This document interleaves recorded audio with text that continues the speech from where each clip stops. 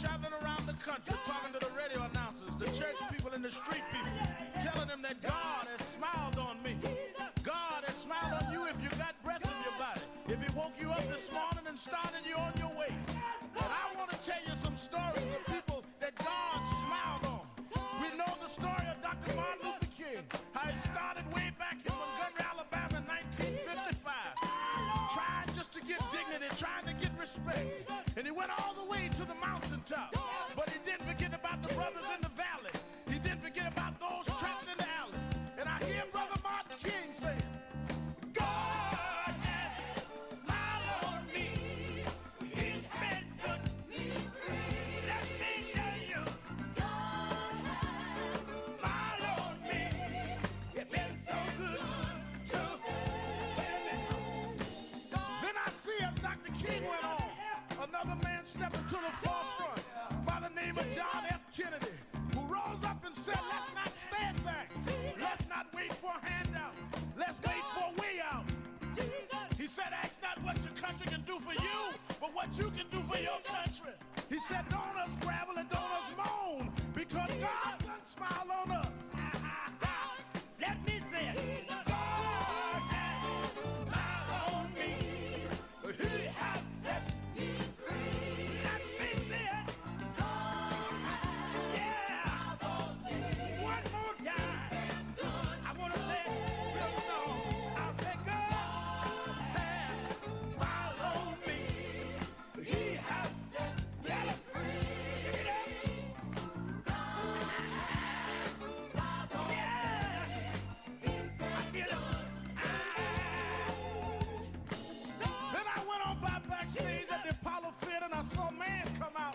They call him the King of Soul, James Brown. And James Brown said, Reverend, don't you worry. I started out as a shoe shine boy. I started out as a convict. I started out uneducated. But I learned Sharpton. and I sung it all over. You're live, sir. It's Wednesday, December the 3rd. Do you know what time it is? It's Al Sharpton's time. And for the next 3 hours, it's time to put aside all pretenses, deception, denial, or fronting. The time has come to keep it real on Keeping It Real with Reverend Al Sharpton. A very good afternoon to you all across the country. Good morning to our West Coast listeners. Welcome to those listening on Sirius XM, Channel 126, The Urban View, where talk empowers and becomes action. I'm coming to you live from our National Action Network corporate headquarters in New York. And for the next 3 hours, you can call in and be heard. Your thoughts, your commentaries, your opinions, and you'll be heard nationwide, every state and every region of the country. 1-877-532-5797. And I think you already know to go to the message board. You that want to send a message rather than call in, you can go to the message board at www.nationalactionnetwork.net. And I see Barbara Jean is already on the message board saying, good afternoon, Wednesday afternoon. Greetings from Chicago. Afternoon, Reverend Sharpton. No justice, no peace from Billy Wilson. And Troy Cheswick Diggs saying, hey, Brother Al, I see all of you as you come on. Let me tell you a lot to talk about today, and I want to get you all in. It's very helpful. You'd be surprised how many people, the way they set up newsrooms, both on television and radio, is they have what they call departments that they have departments that do research, find out what is trending, as they say. And I cannot tell you how many people in various networks, newspapers, and blogs tell me they listen to this show. These are the people in those departments who I know because I host a TV show. And they tell me, we listen to your show to get a sense of what the feeling is like, particularly in Black America, but even beyond. So a lot of people call and say, have in their mind, well, I'm talking to Reverend Al.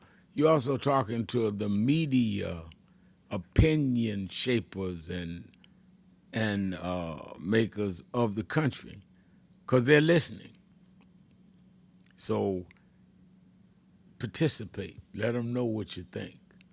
I see you. Pat Lewis is on. I see you. I think you, hello from Philadelphia, from Shirley Carter. All right. Now, a lot going on. One, they've released now the videotapes of the Epstein files, and they've been showing them on various outlets this morning. And this island that they've had, this is not the files, but they released the videotape from the files of his island. A luxurious island, even had some African natured statues on them, the rooms and all of that. And this is where they say some of the underage girls were taken. I also, and I've said it on this show before, that I've been told that they also would do a lot of offshore stuff there, business. And it is suspected by some that I've talked to that they were doing some money laundering there. Because you could get off into a foreign island, out of the country island, do a whole lot of talking, do a whole lot of wheeling and dealing unseen, maybe not monitored, or that you couldn't do in the States. Because they don't have to go over to an island to violate young girls. They was doing that, according to the allegations and the convictions. They were doing that in Palm Beach, Florida. So they released that. I'm curious to see, does that again bring the focus back on Epstein? Because I am absolutely convinced that a lot of the chicanery and back and forth that we've seen from Trump and his cabinet over the last several days is to try to keep the Epstein files out of the mind of the public. And we've yet to have all those files released. Secondly, we saw last night that in the race in Tennessee, between Republican Matt Van Epps and State Representative Bain that the Democrat Bain lost by 9 points. But what the silver lining was, and most political analysts are saying, that Trump won that district by 22 points just last year. So how they fell 14 points Republican is not good news for the Republicans. If in red Tennessee they had to spend millions of dollars to have and Trump endorsing, to have a Republican come in just single digits ahead of the Democrat, that shows that their grip is definitely loosening. Donald Trump and the Republicans, very bad news for them. And I think as they get up, there are only 3 seats, they need to take the majority of the House. And then Hakeem Jeffries would be the Speaker. The Speaker sets then the legislative calendar, what votes come up. Speaker decides on the chairman's, of the committee, because you had a majority. That means Maxine Waters would be over financial services again, and Gregory Meeks would be over foreign affairs. There's a whole lot of power there. Now, what does that mean, Reverend? Now, that means they are going to be all over everywhere, including radio, TV, social media, trying to convince you not to vote. Oh, Democrats don't do nothing. Oh, it ain't going to mean a difference. Oh, everybody talks.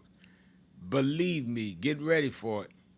They're going to try to build up a whole force to try and dampen particularly black votes. Because if they see that they have lost over half their grip in a congressional district in Tennessee, they cannot afford for blacks to come and turn out big time. We cannot afford for them not to. And that's how we're going to have to deal with this. So let's talk about that. Talk about the fact that the Republicans promised that they were going to have a plan on how they can handle the Affordable Care Act if it's eliminated, how people could be spared. They've not come back with anything. Now they're saying they don't know if they will. So the 6 Democrats that caved and they said they would debate it, it looked like it's blown up in their face. And if we hit December 31st without their extending the Affordable Care Act, better known in some circles as Obamacare, if they don't extend it because of the tax credits and premiums, then you're looking at 20, 30, even higher percentage increase in the premiums, which will threaten 23, 20 to 25 million people that's on the federal affordable health care to not have health coverage. That's how serious this is. So let's talk about all of that and more. I think that from the healthcare situation to the situation in terms of their continually going after DEI, I see that now other corporations saying they got to make a commitment they're against DEI. And the continued situation to change the voting districts and which dilutes the strength of our vote. There's a lot to talk about, as well as the Epstein files need to come on out, all of it. So let's talk about it, whatever's on your heart, whatever's in your mind. 1-877-532-5797, 1-877-532-5797. Sharpton, keeping it real. Be right back. Some of you forget where you come from and forget how you got there.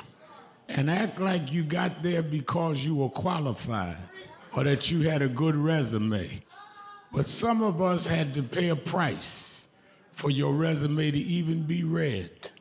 Some of us had to take nights in jails and licks upside the head or shut out of boardrooms like Byron so you could walk down red carpets and act like you got there by yourself.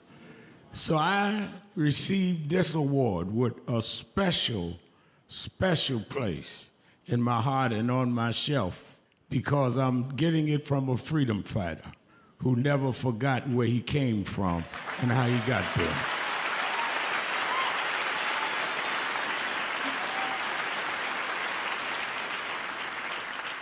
Yes, we've come a long way. We've had now a black president and now a black vice president, but we still can get shot down and have to march to get a case in court. We still can get shut out of boardrooms. We're still doubly unemployed in a good economy. So we're gonna have to keep marching. And I thank not only my family, a mother that raised me by herself, but I thank that lady at the end of the march that knows she won't be on TV that night and knows her name will never be in the paper, but she believed in me enough to get at the end of the line and make me look good. Because Dr. King used to say, if you call a march and no one shows up, you just going for a walk. And I want to thank those that marched with me. 32 years ago, here in Los Angeles, we marched. And then many years later, with George Floyd and others, we're still marching. And I'm gonna keep marching, I'm gonna keep agitating, and I'm gonna keep going.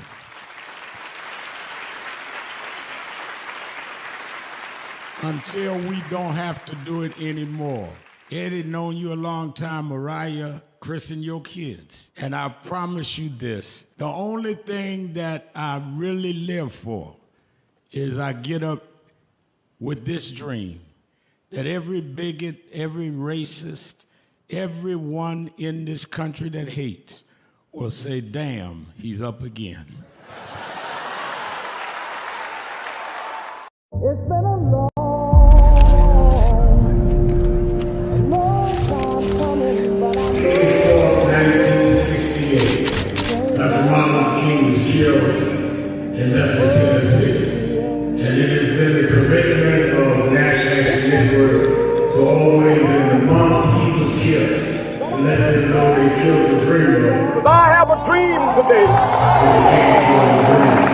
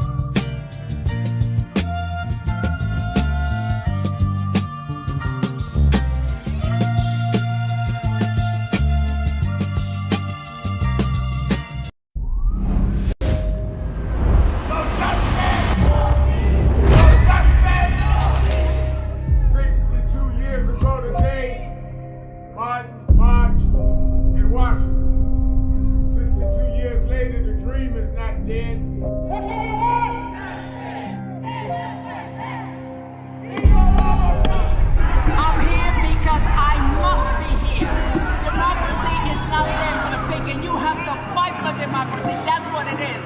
What Trump will erase, we will replace. Is the dreamers in many cases have reversed and tried to turn it into a nightmare. We come to Wall Street rather than Washington this year to let them know you can try to turn back the clock, but you can't turn back time. We gonna keep the dream alive on Wall Street.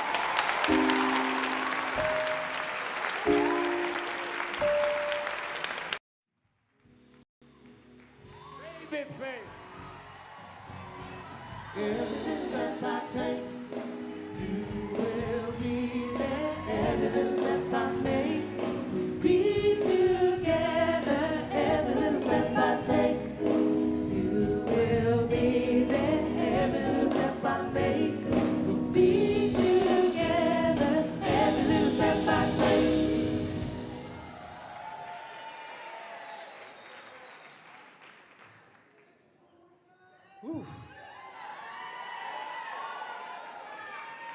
Thank you so much. I was thinking I was going to prepare a speech, but I can't read those things anymore. Name's Babyface, not Baby Body. But I wanted to. I mean, you made me sound so good with those words. I was like, that was me. I was like, when I look at my life and I think of the music and everything that I've done, I used to say that I don't know where it came from. I don't know where the words come from. I don't know where the music comes from. I don't know how I got here where I am, but that's not true. God got me here. This is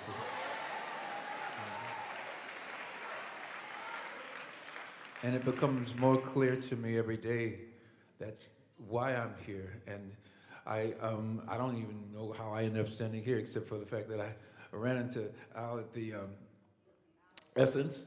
He was walking in the room, and I said, I got to go say hello. And he said, I want to honor you. And I was like, really? He goes, yeah, I want to honor you. I said, really? Yep. And here I am standing here, and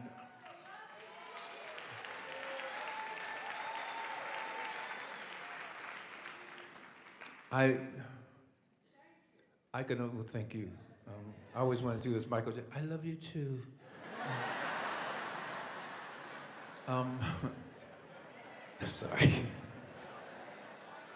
But I think of moments like this, I can't help but just think of how proud my mom would be for me to standing here. I have to say that just to be standing here and to be invited by Al Sharpton, and I want you guys to really think about this man who invited me here and how he has been fighting the fight for us all of these years.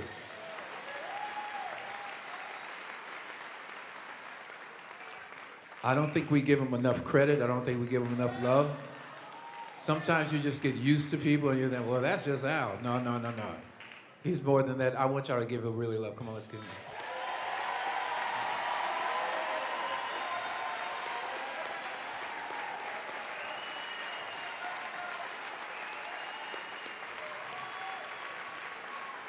It's very true. Because I can remember times, I'm 67 years old, I can remember times in Indianapolis, Indiana. Yeah, it's true, I'm 67.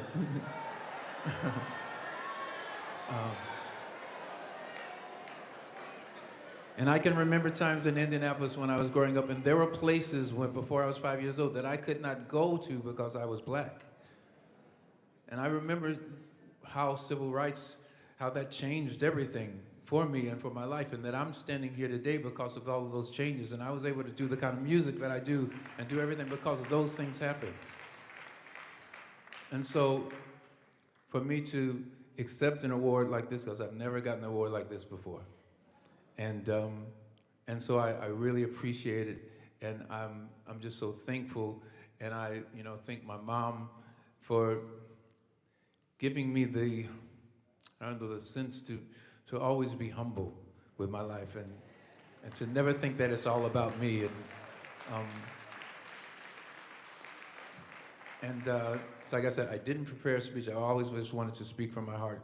And I'm speaking from my heart, and I want to tell you once again, Al Sharpton, you are a blessing to us all, and I thank you for inviting me for this, and thank you so much. 753-257-97, twitter.com, The Rev Al, or go to our message page at nationalactionnetwork.net, and of course go to live stream, and you can send me a message, and I'll be glad to read as many of them as I can. Let me say before going to the phones, and I see we got a lot lined up. Let me say by way of announcements, uh, don't forget Politics Nation, 5 p.m. Eastern Time on MSNBC. Uh, I think that we take for granted that people are as informed, uh, as up to speed as we are. And I think that we would be surprised that if we even looked at members of our families, how much they really don't know what's going on day to day. It would be stunning. And I'm saying that because a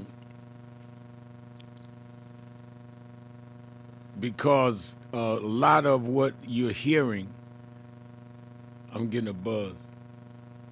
A lot of what you're hearing and seeing is by lack of knowledge and lack of real preparation to deal with whatever's going on daily in the world. So a lot of people we assume are oblivious or unconscious. They're just uninformed.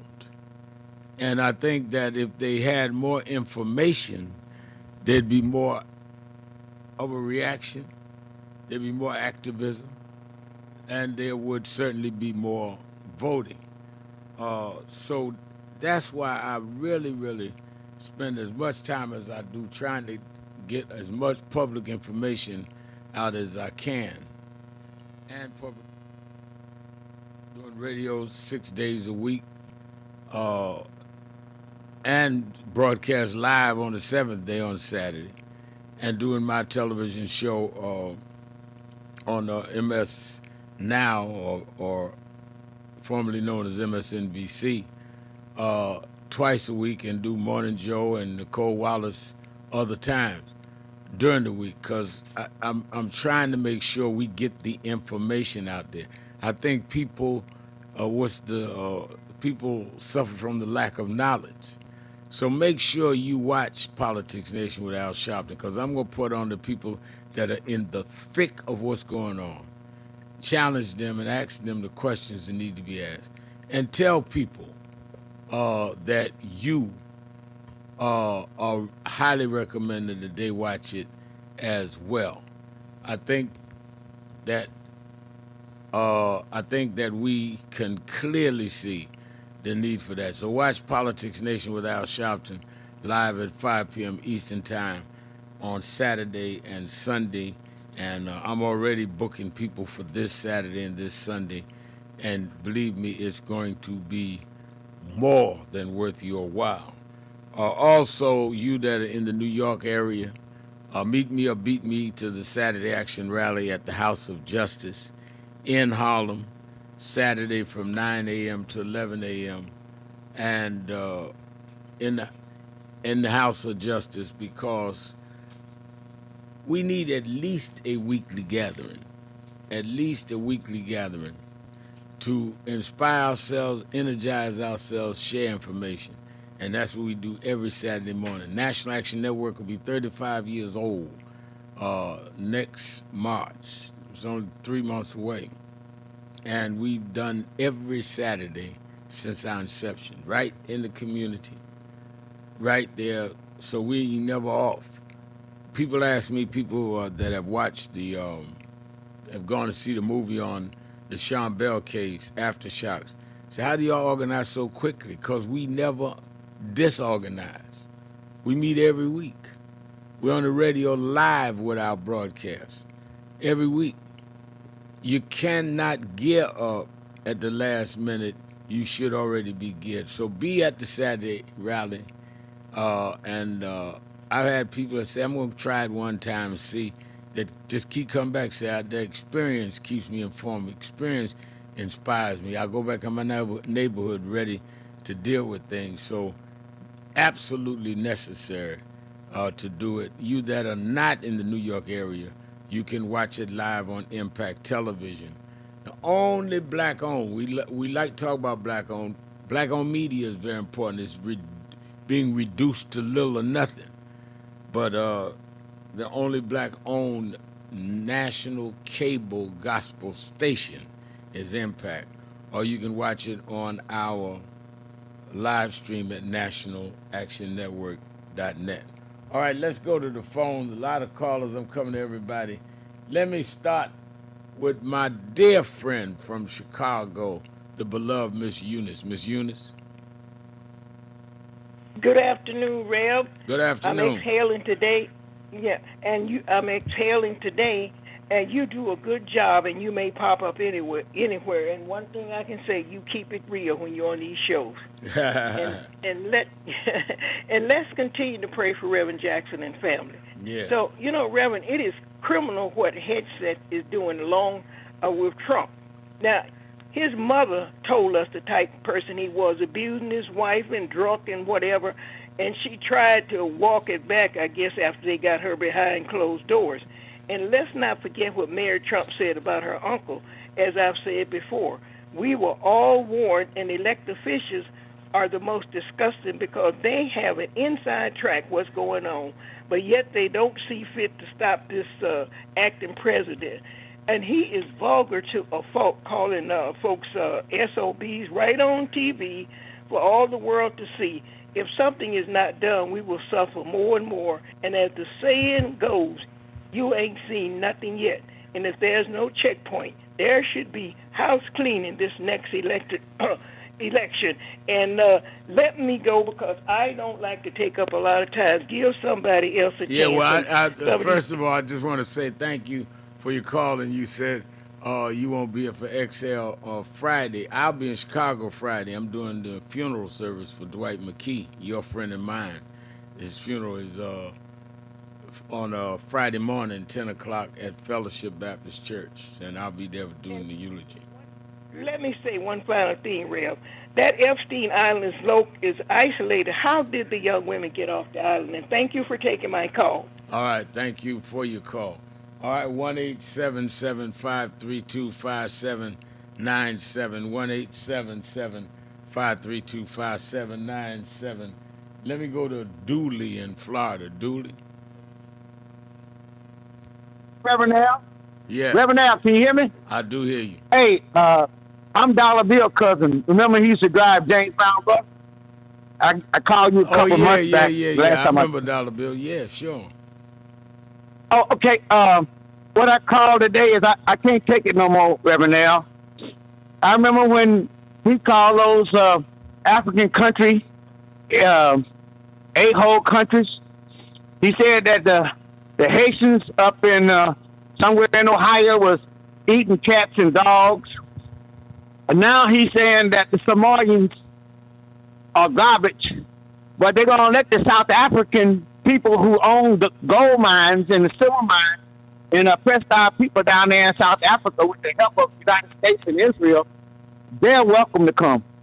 And he was talking about that giving $1,000 to every baby born because they got a low fertility rate. This man is trying to start a civil war and a race war because, I mean, how much longer can we take these insults? How much longer can we take this tactics? I mean, what we going with?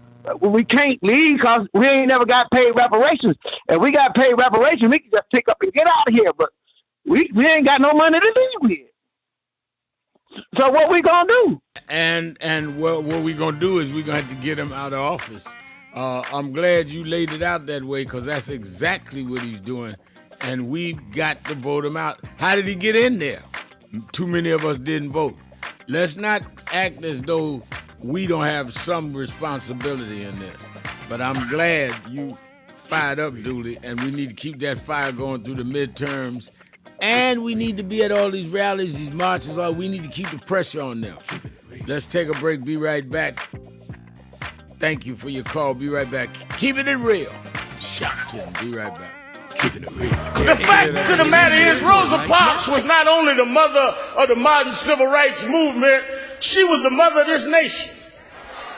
Why would you say that, Sharpton? Because you called George Washington the father of the nation, but when he became father, we wasn't included in the nation. Women were not included in the nation. The first time we had a parent in this nation is when all of us was included, and Rosa Parks did that on December 1st, 1955.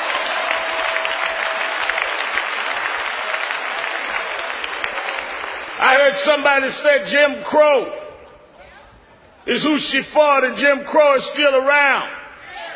But Jim Crow is old. That's not who I'm mindful of today. The problem is Jim Crow has sons.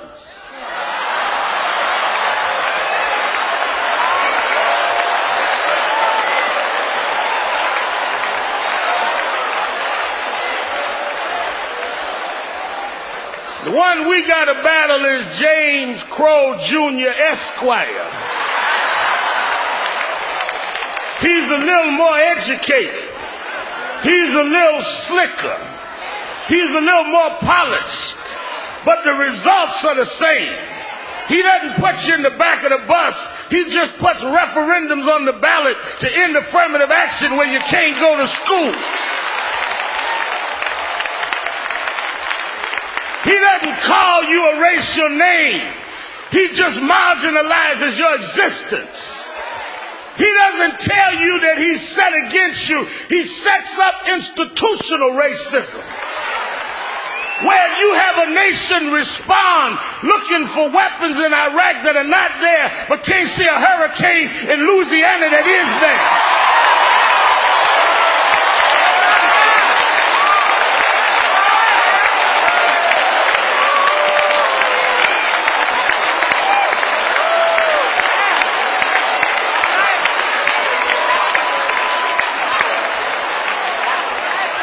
James Crow Jr. Esquire. That's who we got to fight. And if we are to win, if we are to really memorialize Rosa Parks, she would tell us to do in the generation of his son what she and Dr. King did to his daddy. They didn't talk a fight, they fought the fight.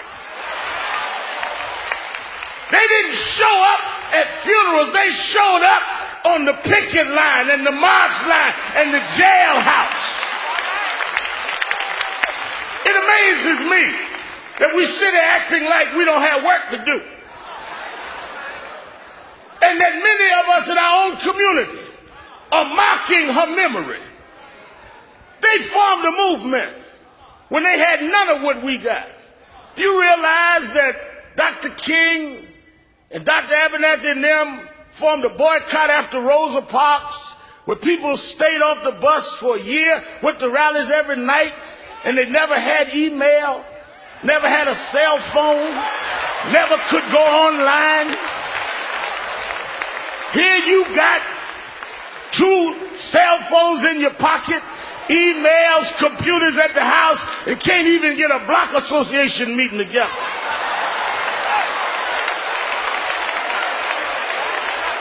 We've got so much more that they gave us, and we're doing so much less with it. They went to vote when people were threatening their lives.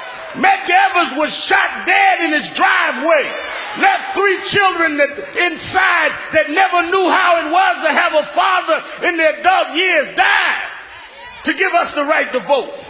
Pregnant women marched through the streets of Birmingham. They sick police dogs on them to give us the right to vote. 4 little girls bombed in a church in Birmingham, Alabama to give us the right to vote. And here you are 40 years later in Detroit, Michigan. No dogs biting you, no bombs going off, no bullets, too lazy and ungrateful.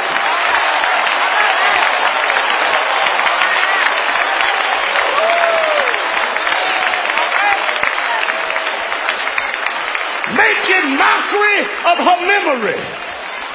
Making mockery of her memory. Nobody should have to beg you to vote. Nobody should have to beg you to stand up and protect the rights that they died and suffered to give us.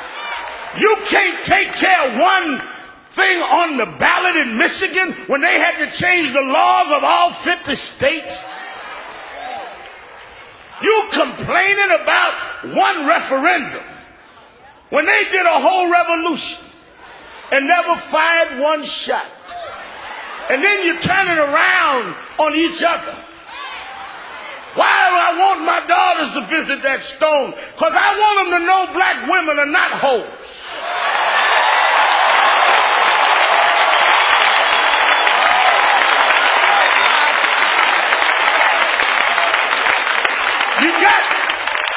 You have music companies selling misogynist records to our children.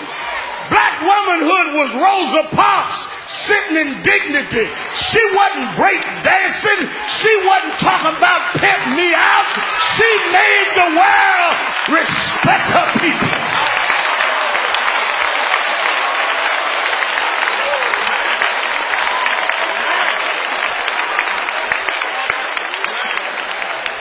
So I want to thank Reverend Jackson and Mrs. Jackson and others that taught us a little younger who Rosa was, and we got to pass that on. I want to challenge everybody here today that when we leave here, you ought to make a Rosa resolution. You ought to make one commitment in her name to yourself. That you're going to either join some organization or you're going to stand for some policy. You ought to make a Rosa resolution. You ought to resolve that you're going to do something that'll make a difference because we're here because she made a difference. Most people come and go and we never come to say goodbye because their hellos didn't mean anything to us. But we're here because she touched every one of us. And we need to make a Rosa resolution. I said to some of the young rappers the other day talking to me about, well, you get on us about calling women out their names. I said you need to come and know the story of a dignified woman. They make the excuse, man, Kilpatrick. Reverend said, Al well, Sharpton. We Let's love go Aretha right back to the and phone. that Let's go to Mustafa in Cincinnati, Ohio. The Buzz, Mustafa. Hey, good afternoon, Reverend Al. Good afternoon. Yeah. Yes, sir.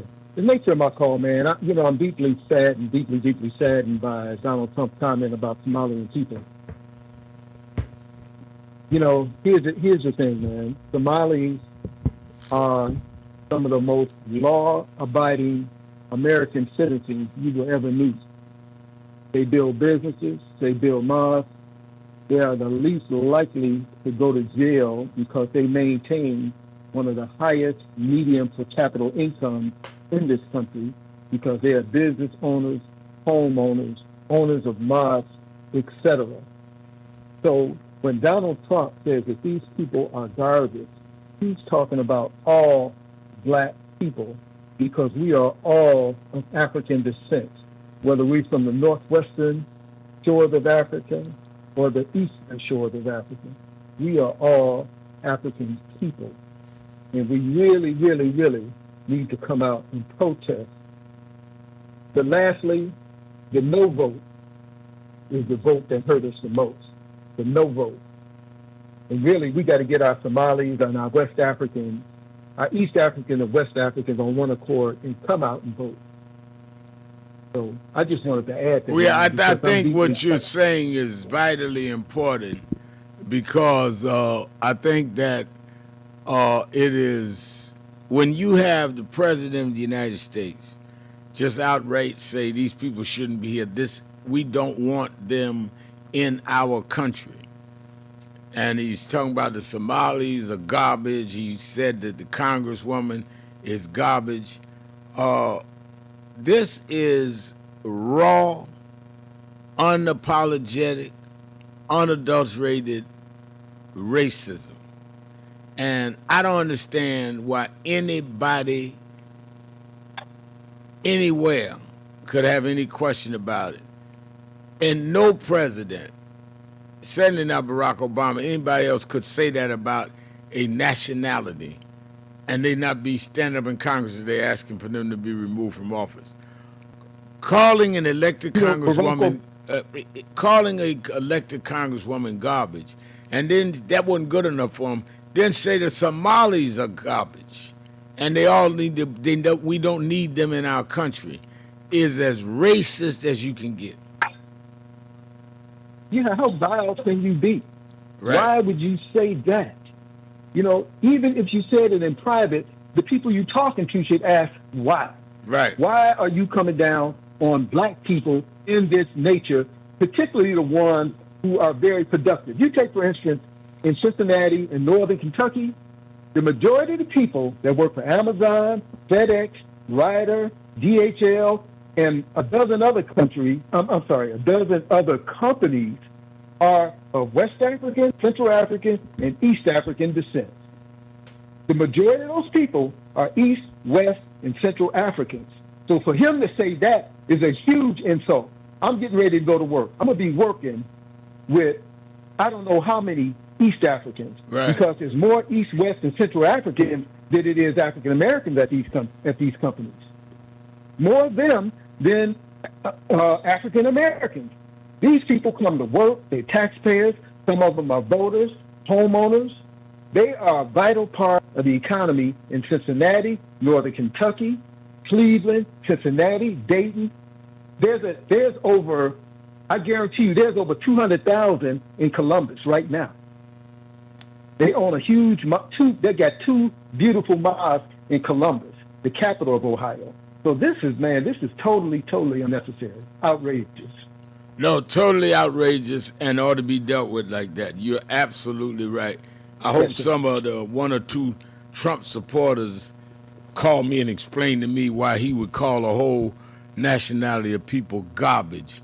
But thank you for your call, Mustafa. Let's go to Brother Jacob in Philadelphia, WURD. Brother Jacob.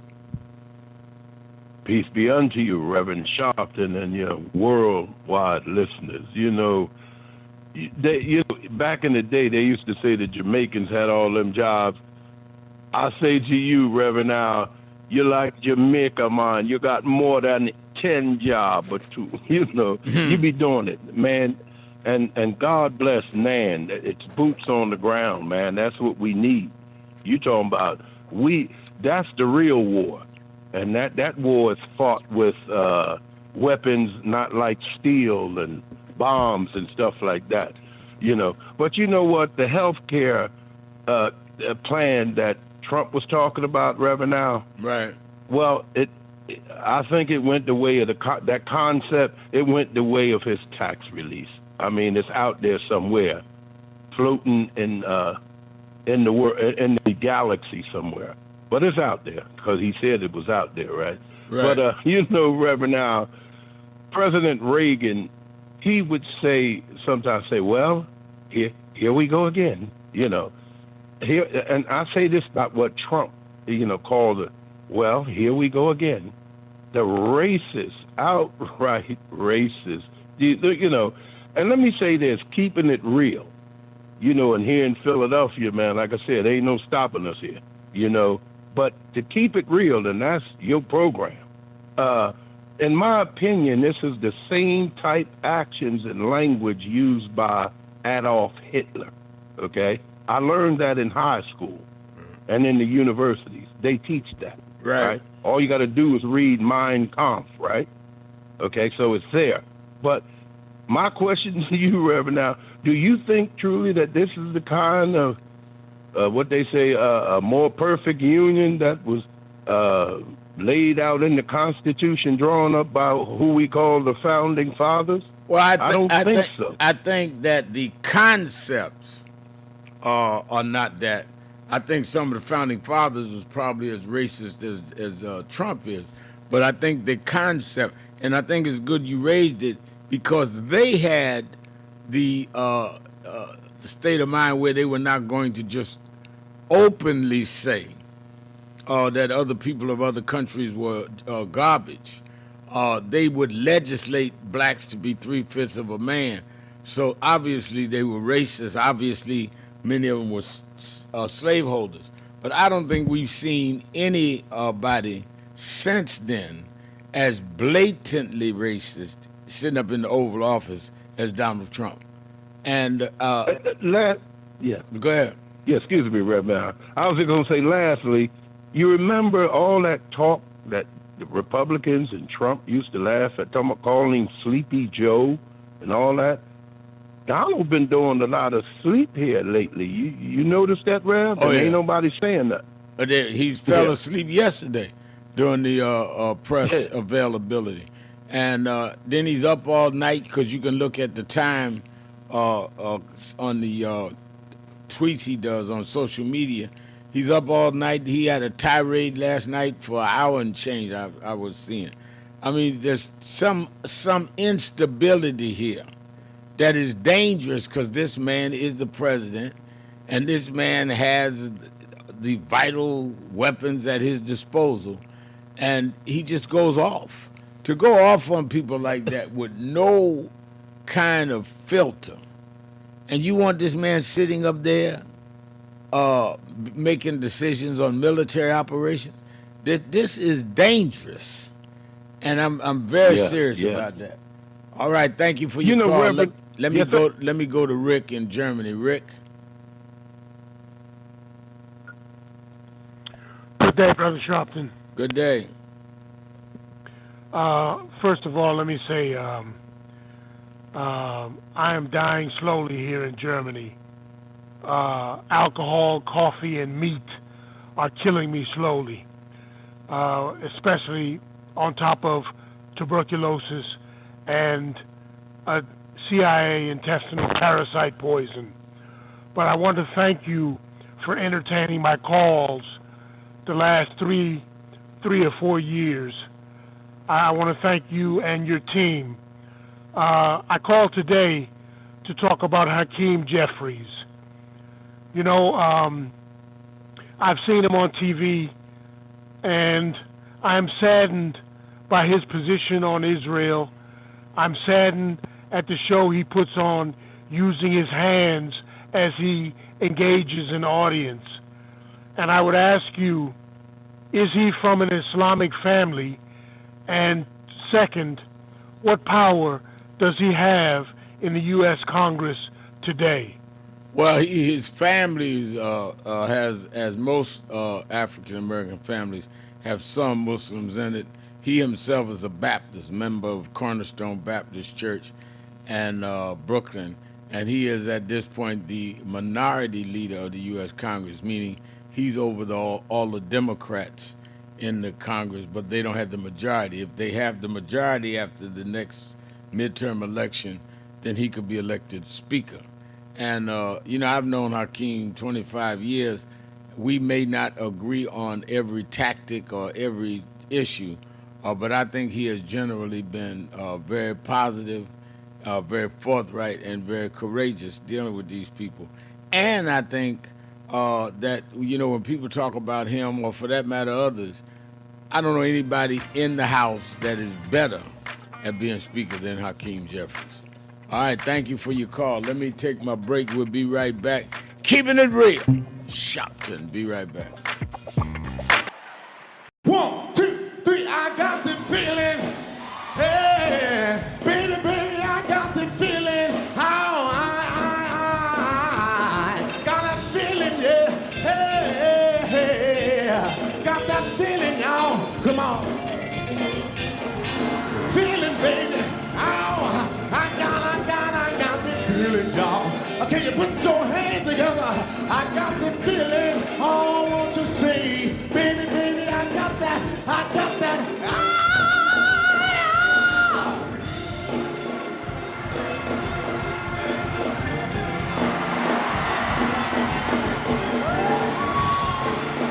Baby, oh, feeling, baby. Oh, hey, hey, huh. Baby, baby, baby, baby, baby, baby, baby, baby, baby, baby. Come on, sing it out. Baby, baby, come on. Baby, baby, baby. Can't hear you. Hey, hey. I got that. Thank you so much. My name is True Osborne. Humbled and honored.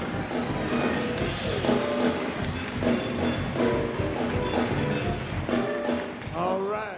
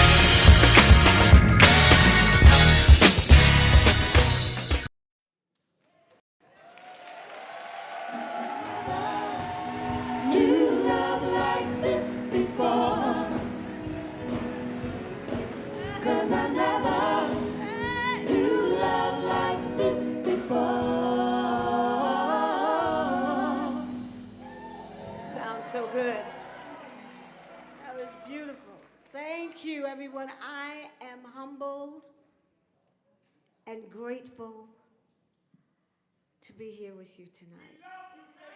I love you too. I love you too. It seems like I've known Reverend Al Sharpton all my life. My mom was such a fan of his, and I've seen him through my life in LA at MCA Records. When I was there, he'd come through, you know, and get those people straight about our contracts and talk about that. And I haven't been honored a lot. Maybe this is my second time, and I'm 68 years old. And I've been in this business my entire life. I've never done what you would call a real job.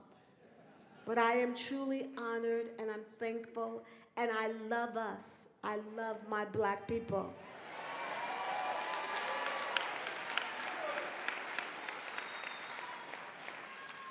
And I fight for us, and I want the women, the black women, to really know their worth. Know that they're queens. That's important to me. That's how my mother raised me. My mother was militant, I guess, when it wasn't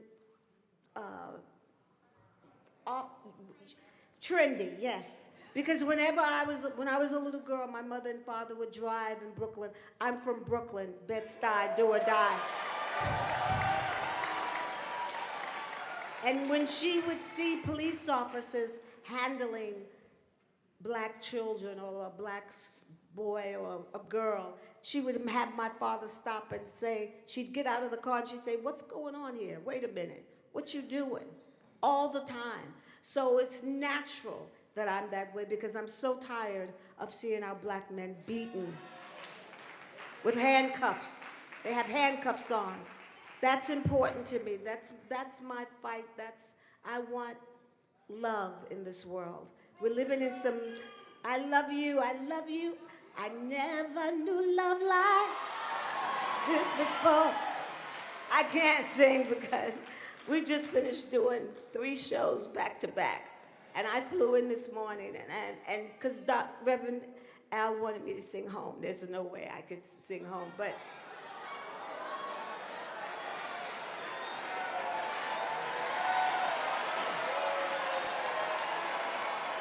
okay. When I think of home, I think of a place where there's love overflowing. I wish I was home. I wish I was back there with the things I've been knowing. When that makes us tall grass bend into leaning, suddenly the raindrops that fall have a meaning. Sprinkling the sea makes it all clean.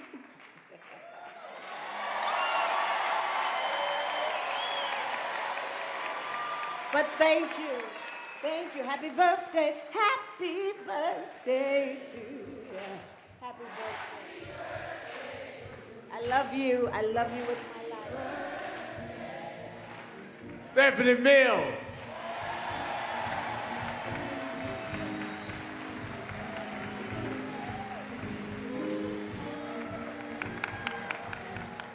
So who is Al Sharpton anyway? Who is this 33-year-old preacher without a church? A number of black New Yorkers as well. He is little more than a pudgy exhibitionist who can be counted on to show up, bullhorn in hand, at every racial incident.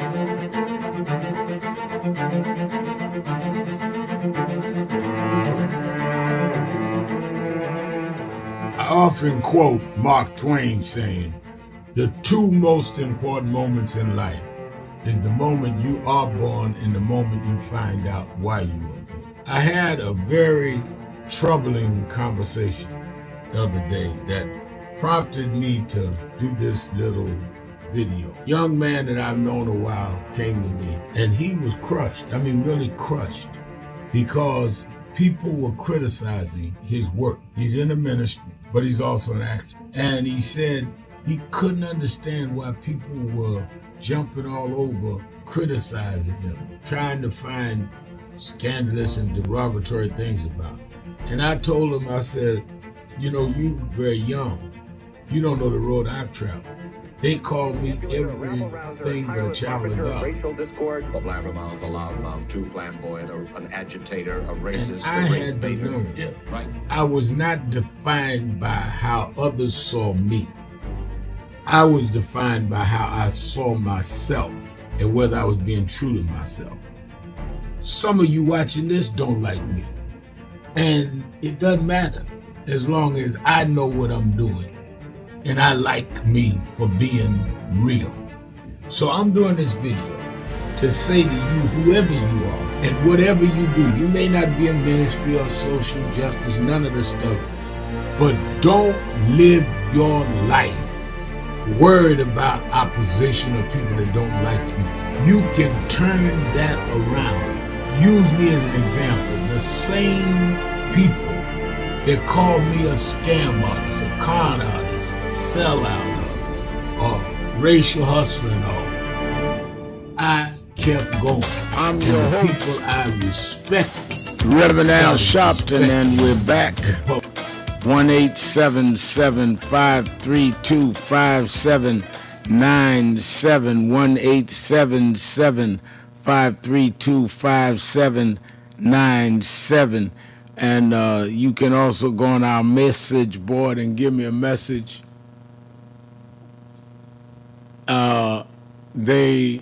Let's go, I think that is Tricia, says they know me. I will have it on. They had to go into the bedroom to watch reality TV. Okay, I don't know who she's responding to. I see Roderick McCoy.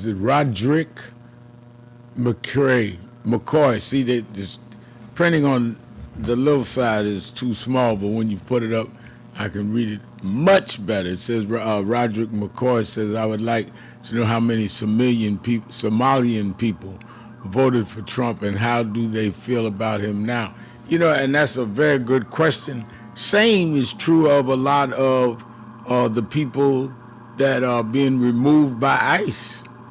A lot of the people in those from those countries that are naturalized citizens, their children are, or that became citizens legally, that are now being targeted, dragged out, a lot of them voted. One of the things that we have seen in the recent polls is how the Latino vote has really reduced itself or has become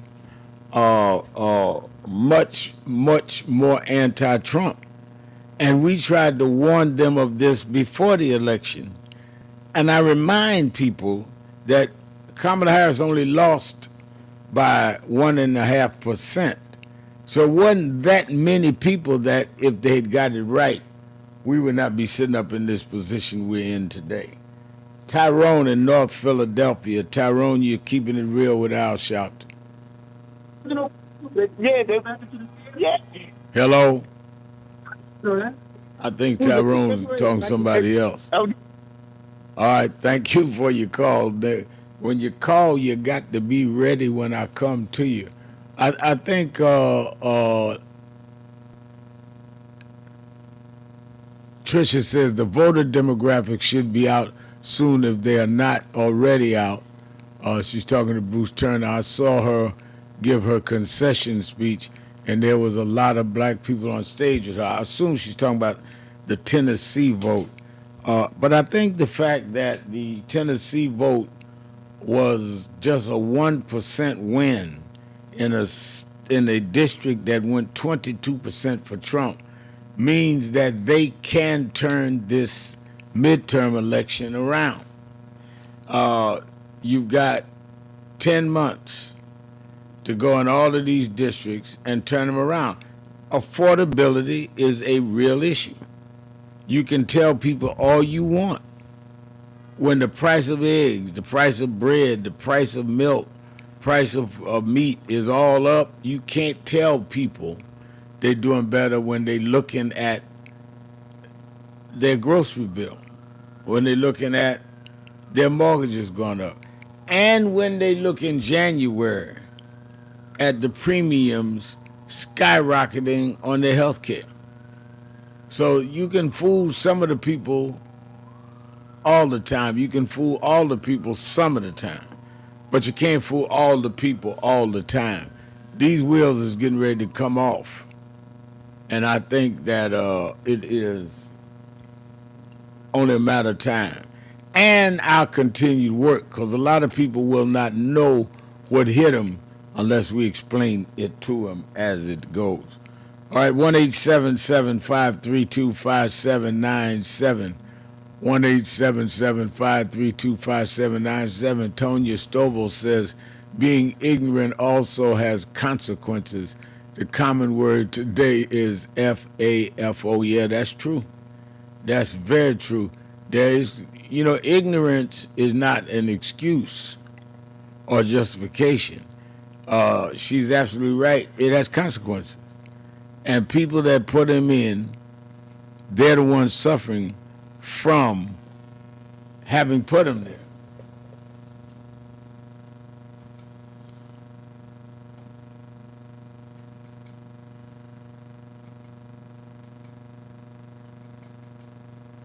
And I'm trying to get our call stream right. All right, come on with the calls. 1-877-532-5797. Those that have put him there, they can say all they want that, well, I did not know he would do this. No, you didn't accept. We told you he would do this. There's nothing Donald Trump is saying or doing that is surprising to me. Nothing. He clearly was bigoted from the beginning. He clearly was going to take care of the billionaire class. He clearly was not interested in working class people.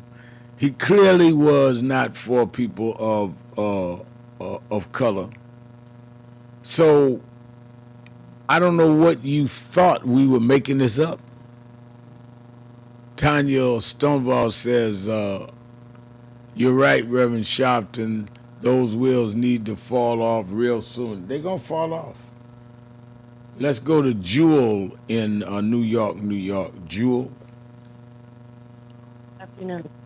Good afternoon, Reverend Al. Thank you for taking my call. Thank you. I just was so heartbroken to hear that Dwight McKee passed. Yeah. And I had to pull myself together to pick up the phone out of all due respect and extend condolences to his family and everything. Because Reverend Jesse Jackson's daughter, Nita Jackson, she'd have the show on, Nita Jackson and Friends. And for years, wake up early in the morning and he'd be on the panel discussing everything. And it's just, he's going to be missed dearly now. I had to say that he'll be missed dearly. I'm so sorry to hear he passed away. Mm-hmm. Well, Dwight McKee and I were both youth directors in Operation Breadbasket. That's what he was talking about. Yeah, in our teens. He's about 3 years older than me. He was youth director in Chicago. I was youth director in New York, and we got to know each other. And literally, for the last, I'm talking since '69, we were friends and best friends because we both came out of the movement and because we both worked together with the same kinds of issues we had to deal with in and out of the movement. We got close, and he passed about 2 weeks ago. And his son and brother asked me would I come to Chicago and do the funeral. It's going to be I've done a lot of funerals. This is going to be a real hard one. This one, I think my mother was probably most difficult, but this is going to be almost that because we were that close. My God, I tell you, he's one of the best. I mean, he was like a walking encyclopedia to everything that we've been going through during the course of time on this planet. Mm-hmm. No doubt about it. No doubt about it. Let me go back. I'm going to let you go. All right, thank you. Let's go to Disco Brian in Philadelphia. Disco Brian. Hey, Rev. Again, anybody within the sound of my voice, if you're not seeking the guidance and wisdom of man offering it for free every day on Keeping It Real for 3 hours a day with dropping a phone line for anyone in history to be able to call and speak to the leader of the civil rights movement. I mean, I'm disgusted by all of those of you who are not me, who haven't afforded this sacred opportunity. Rev, just to pass along a quick thing. I tried to donate to the woman running in Tennessee in that special election, and with everything else that's been going on and I've called you about, I hadn't had a time to tell you this. There's so much more I want to tell you, of course. That woman, that white woman who ran as a progressive Democrat about 3 weeks ago on Blue Sky, Disco Brian Davis, that's my name. I tried to donate to her campaign. Lo and behold, I found out she blocked me. She blocked me, so I couldn't even donate. I've been donating to Democrats my entire adult life. I'm 51, and I can't even get a link to donate to her because she blocked me. Because, Rev, I've been trying to get accountability from Bernie Sanders ever since I woke up to the realization that I was a white leftist in a cult. Well, wait a minute, whoa. I'm confused. Yes, sorry. So why would she knows you? I have no idea, Rev. All I know is I just tried to follow her link and her name, and it said, you have been blocked. This user... But you don't know who blocked you. Don't know that she blocked you. I have no idea, man. What I'm saying, Brian, you said because of Bernie Sanders and all that. So I'm trying to say, are you saying that they blocked for that reason? Rev. Or you? Well, how do you know that? Who did it? You're right. I don't know. All I'm saying is, when those of us out here who are defending Kamala Harris, right, who defended Joe Biden, who've been trying with all of our heart and soul to literally spread the good news about your show, when I can't even donate to a candidate. Yeah, now I think you ought to pursue finding out about that, because Kamala Harris went down there 2 weeks ago and campaigned for her. So I don't know if it's her or if there's some people that have infiltrated her campaign, and then those are the people that raise legitimate issues like you raised. Because Kamala Harris went down and campaigned for her. 100%. And I just want to say this: there's an influencer. So I did a little research, right? I went on my Twitter account where she didn't block me, and I found out that she's been one of her big surrogates is a Twitter account, a woman who hosts a podcast by the name of June Steinbach or something. Her handle is Juniper. Anyhow, Rev, it's a trans activist who spent the entire Biden-Harris campaign saying that Biden-Harris were no better than Trump, and you should just not vote. Anyhow, this woman, this progressive Bernie, so-called a member of our supposed Democratic coalition who just ran this special election, she's bringing that lady in as her surrogate, a woman who spent her entire career trashing Kamala Harris and Biden and calling him Genocide Joe. And then I can't even donate to her. Anyway, Rev, it's madness. I love you so much. This is a sacred show, and you're all fools. And I'm looking at you, everybody in rap and rock, who is not calling this man like I'm doing right now to get his guidance. Bless you, Rev. Thank you. All right, thank you for your call. Let's take a break. We'll be right back. Keeping it real. Keeping it real. Sharpton. Be right back. Rev, you were right there from the beginning with the stuff that was going on in Brooklyn at that time, at Howard Beach. You were right there. He had in one of the early movies, he had my name. Then he put me in Malcolm, and I wasn't even old enough to know Malcolm. We've been through it all. For those who see Malcolm X, it's 3 hours. But fast forward to the scene yourself. Yep. Bobby Seale. Right. Bobby Seale, Denzel, and me. Yeah. Denzel was on the set. Now, let me ask a question. Yep. What was your weight on that scene? I probably about 270. I was bigger then. Yeah. Still had the hair, man. Yeah, you had the hair on. Now, it was Denzel, yourself, and Bobby Seale. Yeah, all in one scene. And also, there was no cut, so we went like this. That's right. That's right. That's right. Yeah. Only Spike could have done that. It's my brother right here. My baby. Brooklyn's in the house. Yes, sir. Brooklyn's in the house. BK.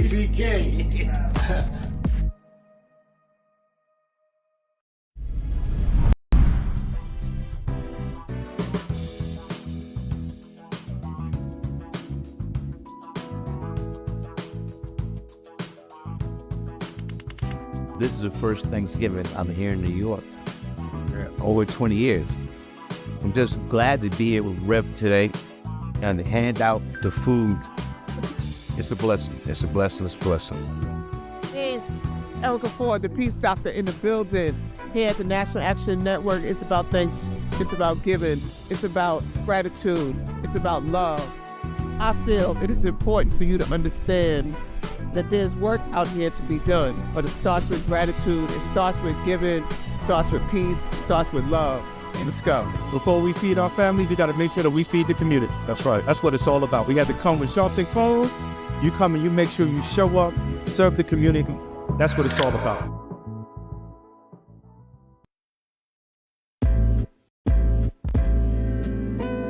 So it's become almost an unhealthy habit how much I'm listening to Keep It Real, because it is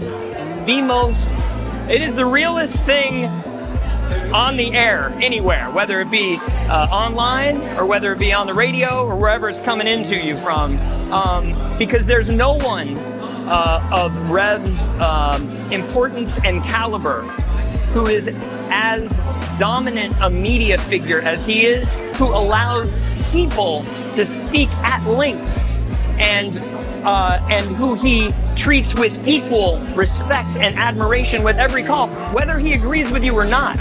And I'm not gonna throw shade at anybody, but there are a lot of people with big platforms like the Rev has who are afraid to talk to the people and who are afraid that the people will keep it real with them.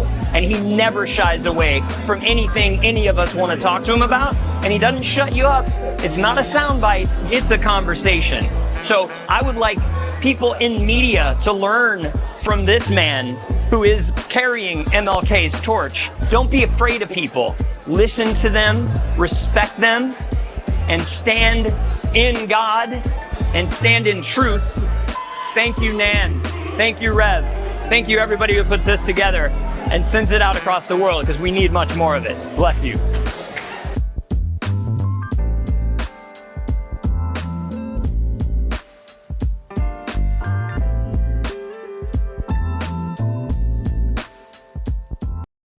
And I think that is extremely important about the funding. But I also want to add how they're changing what can be taught.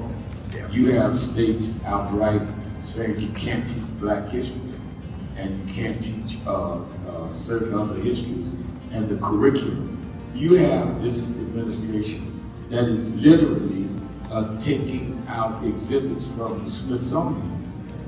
So we have not only an education problem in terms of resources, we have an education problem in terms of curriculum and what people are being taught. So I have one grandchild, 6-year-old. When he gets to high school, it may be just against the law for him to learn about certain parts of American history, which includes Blacks. We don't want to talk about slavery. We want to talk about the good side of America. Well, what does that mean? That's not history. Everything was not good. And I think that that is the threat that we've got to fight, which is why we've got to fight with the courts and the streets, because they're literally changing the textbooks as we go. As they do that, they change the opportunities, because then the fight against affirmative action is not having access to these institutions and telling these institutions, this whole fight around DEI, which they did, started in Harvard with a Black woman president. Started with them saying you can't teach diversity in an Ivy League school like Harvard. It didn't start in Little Rock at the high school. This fight, this time, was Harvard. And they went from there on. And I think that we've got to have the same resistance. If they could fight in the 50s, the ACP Defense Fund together and deal with the question from Little Rock in terms of desegregation, then we that are far more educated, far more economically secure personally, have no excuse in the age of what they did in Harvard not to be standing up back in the South.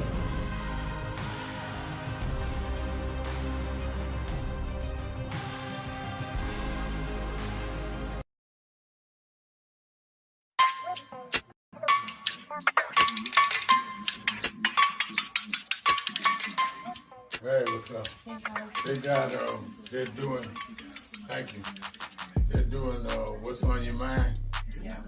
All right, then, Oh, you got a birthday this week. I got to talk about that. Oh, no. Happy birthday this Please. weekend. And Carrie White's birthday, right? Corey's birthday is today. Yeah, and I got to tell Reverend Bird to read Daniel 5th chapter. I want him to read. And I'm ready. Got a message from today, so we'll be on the air in what? Half hour. About a half hour. You should tune in to the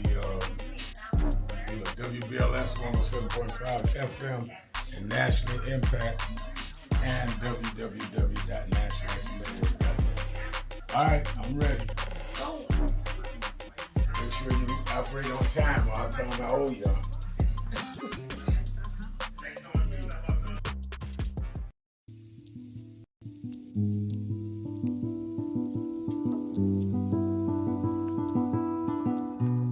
I had a thought this morning that I wanted to share with you about mentorship. I am able to do a lot of what I do because I had great mentors, but there are correct ways and incorrect ways to mentor people, in my opinion. I was mentored as a boy preacher by Bishop F.D. Washington, one of the great Pentecostal preachers of his time. Then Reverend William Jones, who became my pastor after Bishop Washington died, who was unquestionably in the top 5 black church ministers, theologians. Reverend Jesse Jackson, who I started my activism under his leadership, he and Reverend Jones. And I learned politics directly as a youth director from Shirley Chisholm. So even though I didn't finish college, I had the most unique education in the world from being exposed to giants. But the one thing I learned is as I grew older and people started coming younger than me and wanted me to teach and mentor them, the magic of the mentors I had is they did not want me to be their clone. They wanted me to learn things from them and use my own gifts and talent in my own unique way and let me do things on my own, because they knew that if I flopped in some things, it would teach me for the other things. They'll come and help me once I was down, but they were not going to have me avoid being down. And they were not going to impose themselves on me. Why am I saying that? Because too many mentors want clones, and too many mentees want their mentors to put them on a pedestal. Oh, so-and-so didn't do this for me. Oh, so-and-so didn't open doors for me. If they got to open doors for you, it may mean that they knew you weren't ready to go through those doors. Their job is to prepare you. Your job is to develop your own skills, your own unique ways. And I don't care if it's my daughters, who both have come into their own, or anyone else. I'm not a talent agent. Keeping it real, keeping it real. I am your host, I formed it to fight for justice. Reverend Al Sharpton, and we're back. 1-877-532-5797. 1-877-532-5797. Twitter.com, The Rev Al. Or you can go to the message board at our live stream at nationalactionnetwork.net. Nationalactionnetwork.net, our live stream. And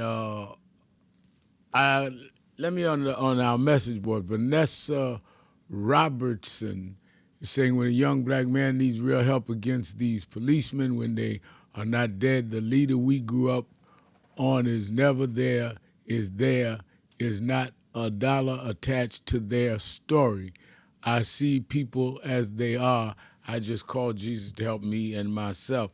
Well, I don't know what leader that you have that's there that a dollar's attached to, because I've been in this a long time. I don't know leaders that got any money from that. I've seen a lot of victims sue and rightfully get money, and I think the lawyers get a percentage of that, but none of the leaders I know get a dime. I know we've never got a dime. I paid for the funerals everybody you've ever seen us involved with. We never got a dime back. So I think you need to be real careful with leaders you talking to, because I don't think they're legitimate leaders, because I've never seen that. And I'm not only talking for me, I'm talking about others that I've worked with in the movement. you would know by now if people were getting money. And let me say this. If a family wanted to donate money back to a cause, I don't think there's anything wrong with it. I just don't do it and don't ask for it and don't accept it. But it wouldn't be wrong. Some of these settlements have been millions of dollars, and the lawyers get a third, and the people that paid for the funerals and did the marches all get nothing. But the reason why you don't never hear about it is because that's not the reason we're in it. Because that's not the reason we're in it. That's the reason. Because the other thing is this. I'm kind of glad she brought that up because a lot of people get into these misnomers. Every time a leader, as you call it, or an organization or whatever, gets involved in the case, they not only are spending their money that they will never get back, they're risking that they're believing people that they don't know. Like they have the movie out now where we fought for Sean Bell. When Sean Bell's fiance called me, I don't know Sean Bell's fiance. I'm taking their word for it against the police. So they're taking great risk. But I think that we are so entrenched with self-hate, some of us entrenched with been hurt in the past, that we put everybody under suspicion, never thinking about if they had the same suspicion we had, they'd never get involved in the case because they would say, I don't know these people, they could be lying. So I think we got to give each other a little more room than that. Let's go to Donald in Milwaukee, Wisconsin. Donald, you're keeping it real with Al Sharpton. Yes, how you doing? Doing all right. How are you? I'm doing okay. I don't know if you remember yesterday, you was on the subject of why some of the churches don't come out the four walls of the sanctuary and get involved in the political side, involved with Trump. That's happened to me. You know, I'm a minister myself, and I have apostle and then evangelist. So they come and get me to ride me to their church every Sunday. And I got on this subject, and the evangelist told me, you know, don't get involved in that, you know, because if you get into that mentally after a while, that will get into your spirit. My pastor told me the same thing. So I'm at a point where I'm almost afraid to mention what's going on out in the political world to them because they'll come back with the same thing. You get involved with that too much, that get into your spirit. So I just be quiet. But when they say it'll get into your spirit, I mean, you are living in the political world. How can you not talk about it? The fact that whatever, if you ride a car, a bus, or a train to church, that's the political decisions on what you paid. Politicians control the transit. They control the streets you drive in. What are they talking about? You live in the world that's guided by politics. The main thing, once you get into the service, don't concentrate on nothing outside of praising the Lord and worshiping Him. Well, praising the Lord, in my opinion, is dealing with the wickedness and evil present in today. I understand what you're saying, Donald. I just think they have a different misinterpretation of scriptures. Everybody in the Bible was dealing with the politics of their day. David fought Goliath because Goliath was there with the Philistines to destroy his people. He didn't anoint Goliath, he beat him.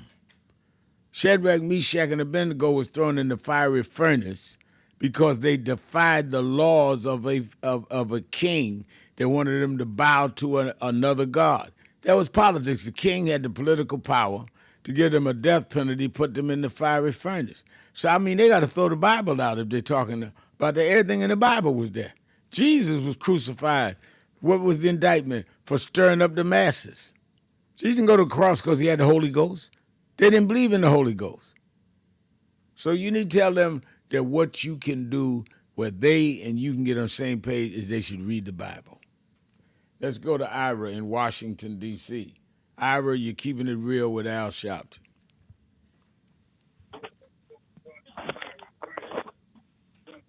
Is Ira there? Yes, I am. How you doing, Reverend Sharpton? I'm doing I just fine. want to say one thing. I had a public service announcement I want to make. I just got something on the internet that was saying that this Meta and this other stuff, that any social media, they got this new AI crap that's going on. They'll be listening to any and everything that you post or put up on thing. So they're saying that most people, if you have those formats, go to your privacy settings and opt out on it. And you got to do it on a laptop, not a phone, because they made it difficult so that people who don't know no better, they'll do it on their phones. It's not going to work. Go to a laptop, opt out on the privacy settings so they cannot track you, and use AI to monitor any and everything you say. Is some government control crap. So I just want to put. How do they get this? What are you telling people to beware of? How do they know to opt out? What do they opt out? How do they opt out? How do they know what they're opting out from?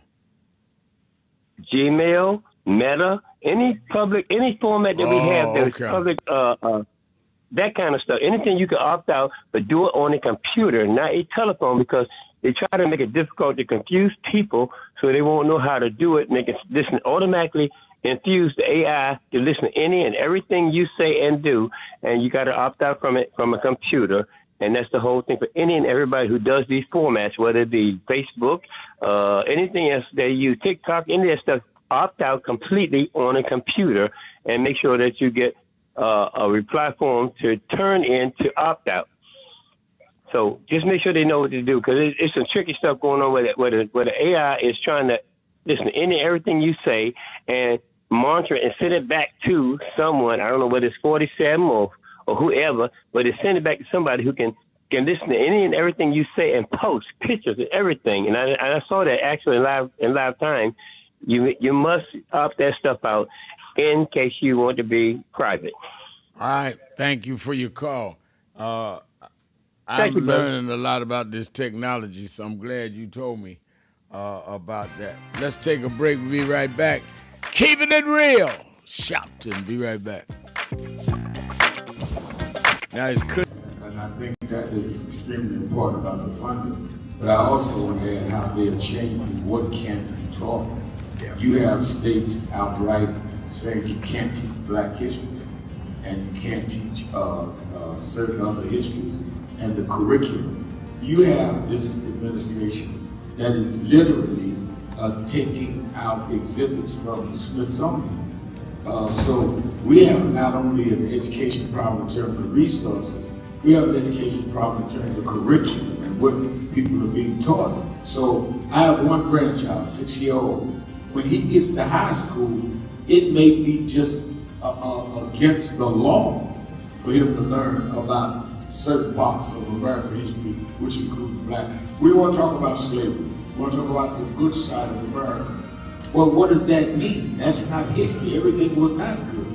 And I think that that is the threat that we've got to fight, which is why we've got to fight with the courts and the streets, because they're literally changing the textbooks as we go. As they do that, they change the opportunities, because then the fight against affirmative action is not having access to these institutions and telling these institutions, this whole fight around DEI, which they did, started at Harvard with a Black woman president. Started with them saying you can't teach diversity in an Ivy League school like Harvard. It didn't start in Little Rock at the high school. This fight, this time, was Harvard. And they went from there on. And I think that we've got to have the same resistance. If they could fight in the 50s, the ACP would put them together and deal with the question from Little Rock in terms of desegregation. Then we that are far more educated, far more economically secure personally, have no excuse in the age of what they did in Harvard not to be standing up back in this.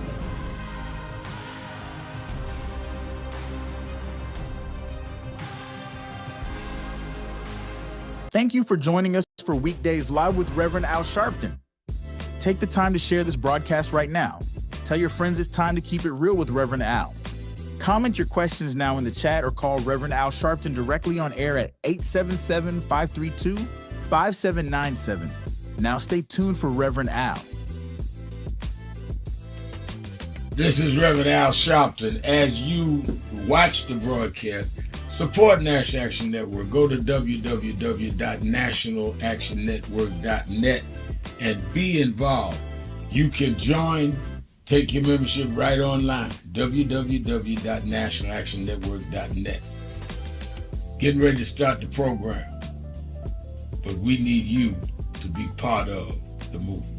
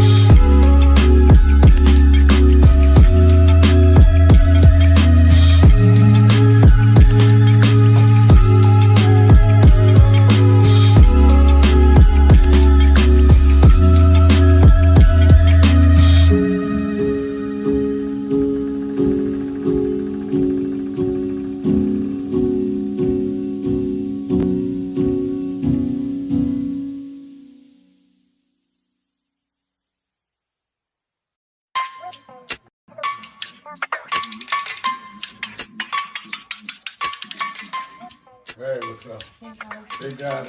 They're doing, thank you. They're doing What's on Your Mind? Yeah. All right, then, we got a birthday this week. I got to talk about that. Oh, no. Happy birthday this weekend. And Carrie White's birthday, right? Corey's birthday is today. Yeah, and I got to tell Reverend Bird be ready Daniel 5th chapter I want him to read. And I'm ready. Got a message from today, so we'll be on the air in what? Half hour. About a half hour. You should tune in to the WBLS 107.5 FM and National Impact and www.nationalnetwork.net. All right, I'm ready. Oh. Make sure you operate on time or I'll tell them how old you are.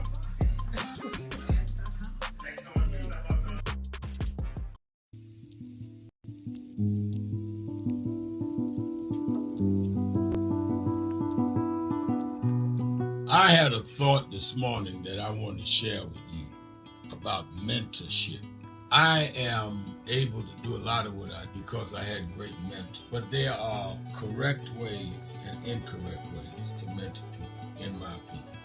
I was mentored as a boy preacher by Bishop F.D. Washington, one of the great Pentecostal preachers of his time. Then Reverend William Jones, who became my pastor after Bishop Washington died, who was unquestionably in the top 5 black church ministers, theologians. Reverend Jesse Jackson, who I started my activism under his leadership, he and Reverend Jones. And I learned politics directly as a youth director from Shirley Chisholm. So even though I didn't finish college, I had the most unique education in the world from being exposed to giants. But the one thing I learned is as I grew older and people started coming younger than me and wanted me to teach and mentor them, the magic of the mentors I had, if they did not want you love me to keeping it real. I'm your host, Reverend Al Sharpton, and we're back. 1-877-532-5797, 1-877 532-5797. Let's go to my dear friend, the activist par excellence in Chicago, Sister Pam. Pam? Is Pam there? Hi, Reverend Sharpton. Hi. Yes, I am. How are you, Reverend Sharpton? I'm doing fine. How are you? Good to hear you. I am, overall, I'm well. I just heard your comment about how we tend to deal with each other, and I'm going to say we seem to extend grace to others more so than ourselves. And it's troubling. I mean, that's in business, you know, how we interact. If we're, you know, colleagues, and I think we need to recognize it first and foremost and then change it. Be very proactive in changing. I know I have. You know, my first option is doing business with black people. And if something happens, Reverend Sharpton, with that black business, then I don't condemn all businesses. I simply go to another black business that is going to provide service that I want and customer care. And so I just want to say that. So that same attitude does carry over with our civil rights organizations. Do we show grace if mistakes are made? Right. Do we support when we know you all support us? Right. And this time, Reverend Sharpton, and I'm clear, this is my opinion, we have an arch enemy in the White House who absolutely hates black people, detests us. And you heard what he said about Somalians. Right. And Somalia. We heard him from his own words. And the reporter's feedback was just that. Can you imagine if Obama said he hated a European country? Yeah, any of them. That's the right. The pushback. But they allow him to do this. So in this moment, our primary defense, of course, is what we do, how we respond. But it's our civil rights organizations, our churches that are doing the work, advocates who are willing to stand up and fight. And so I'm saying, are we supporting those institutions that have supported us for years and that are currently under attack with this administration? And so they're attacking our mayor, and they're using people who look like me and you to do that. You know, Mayor Johnson, no elected official is perfect. But I like to start off with a base of decency. And then we move forward from there. And that is what Mayor Johnson is trying to do here in Chicago. And there are those MAGAs, and I call them maggots, Make America Great Again Trump supporters. There are those who have been fighting since day one he's been in office. And as I stated, they look like me and you. But we're going to push back, and we're going to support this mayor because he's trying to do what's right. He's trying to formulate a budget. Corporations and wealthy people don't want to pay their fair share, Reverend Sharpton, pretty much like they do on the national level. No doubt about it. No doubt about it. And they're starving us out. And lastly, I'm going to put forth this, and I hope I offer information that is important. Let's look at the wealthy got tax cuts that were made permanent. That is a legacy of wealth that they will pass down for generations. Now, in return, what do we have to get? We get health care extended temporarily. Right. Now, we appreciate health care, Reverend Sharpton, but let's talk about the differences. Health care is not a legacy, anything you can pass down by way of legacy. Health care is it's going to enrich us in terms of our health, but it's not going to have the financial, I think, wealth building possibilities that tax cuts have. Right. So they fought for something that they didn't even need. And we're fighting just and struggling for basic health care, affordable. And so I just want us to see the two. There are a group of wealthy people who are interested in raping children, sex trafficking, being violent, and promoting their own prosperity. And they have their leader in office, and that is the adjudicated sexual abuser. Judge Kaplan said that he did commit rape. That's who they have in the White House. That's our enemy. And I see it clearly. And we have to use all of the tools available, first and foremost through prayer. Because I believe that there is a divine power that has seen us through, and us, I mean black people, Reverend Sharpton, through some dark times. Never said it was going to be easy, but we had to fight, and if we've got to fight, let's continue to do so. But I just wanted to make that distinction between we're fighting for basic health care, food, affordable housing. They're implementing policies that will continue to build wealth for generations to come. And that is the difference. And they have, I think that sometimes, and stay with me, Pam, on this. Sometimes I think that we feel that they don't have disagreements, they don't have differences, and they do. They fall out like we fall out. But the difference is that they say our interests are intertwined. So I'm not going to let our differences get in the way of our interests. So you do it this way, I do it that way, let's come to the same end. We don't do that. We fall out, can't talk, can't do the same thing, don't come in the room with me, get on social media and talk about each other. All of that accrues to our defeat. That's one of the reasons I say that you are a par excellent activist. You say support all organizations. The people with the most lip about somebody didn't help them, didn't support any organization. None. And if they did, they would know who to call in those organizations. I mean, people don't donate the phones when you call, or the social media when you text, or the staff got to be paid. So, but they don't think about all that.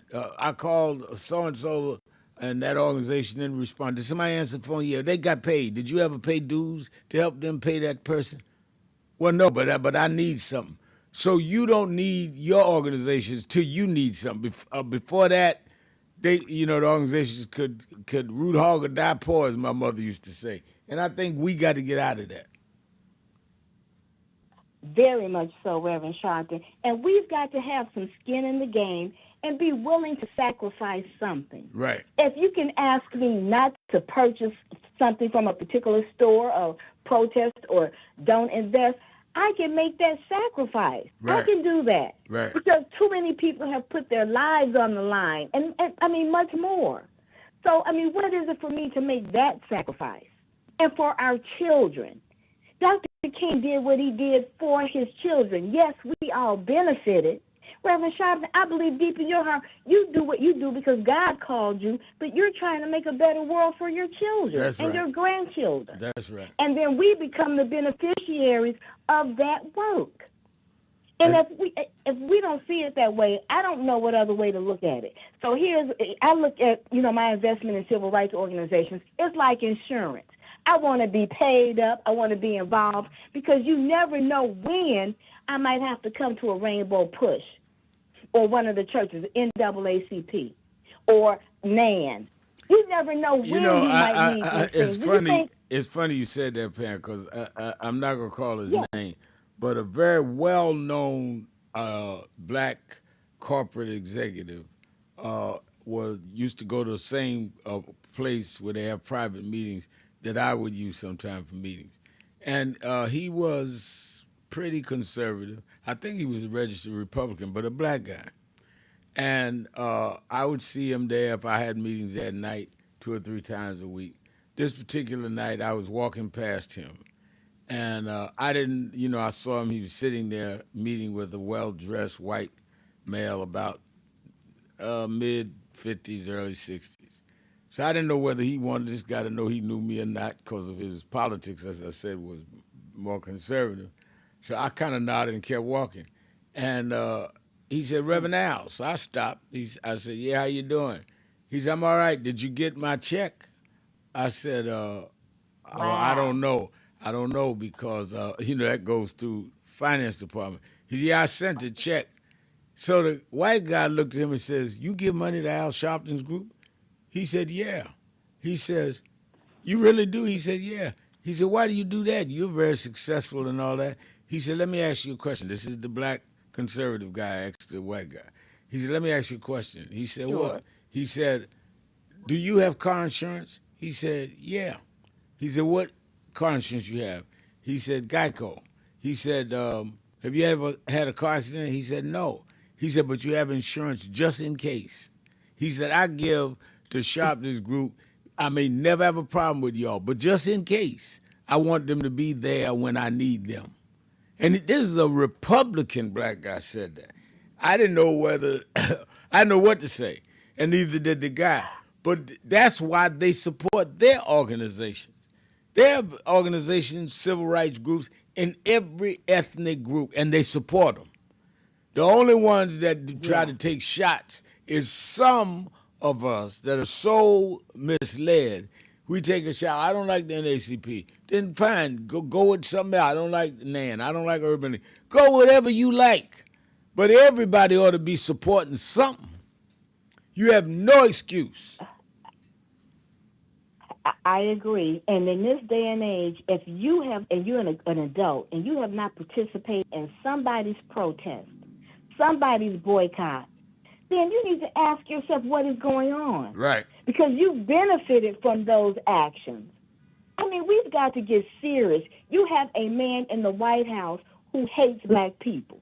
Now, what if his last edict is, well, we need to eliminate all the black people in the United States?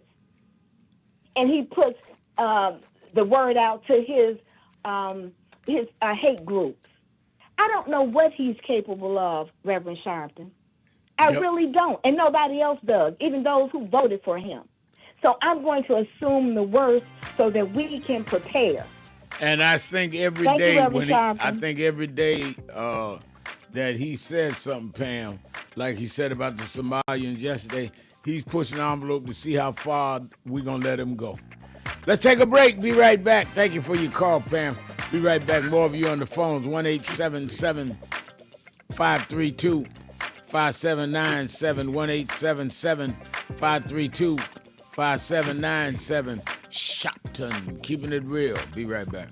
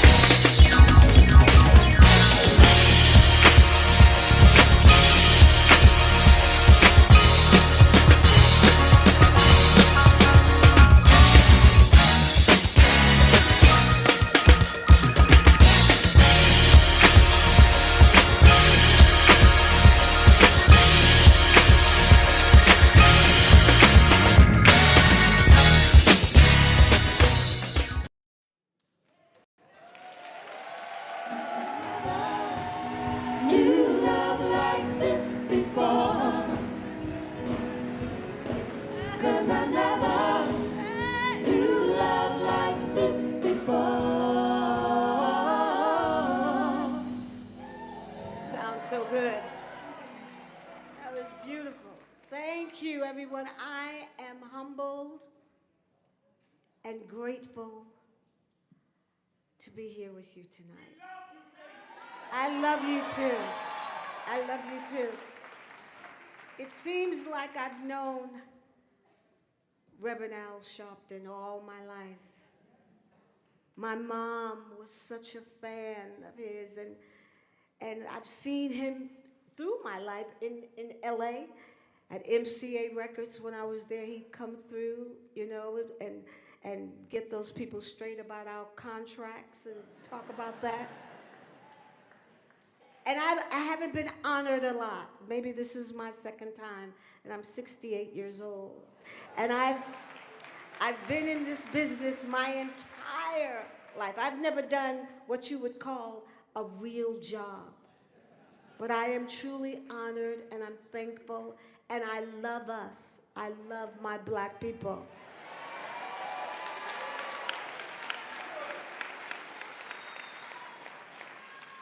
And I fight for us, and I want the women, the black women, to really know their worth. Know that they're queens. That's important to me. That's how my mother raised me. My mother was militant, I guess, when it wasn't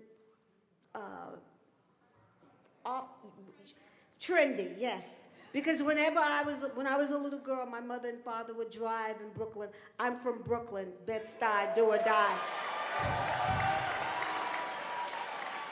And when she would see police officers handling black children or a black boy or a girl, she would have my father stop and say, she'd get out of the car and she'd say, "What's going on here? Wait a minute, what you doing?" All the time. So it's natural that I'm that way because I'm so tired of seeing our black men beaten with handcuffs. They have handcuffs on. That's important to me. That's my fight. I want love in this world. We're living in some, I love you, I love you. I never knew love like this before. I can't sing because we just finished doing 3 shows back to back. And I flew in this morning and because Reverend Al wanted me to sing home. There's no way I could sing home, but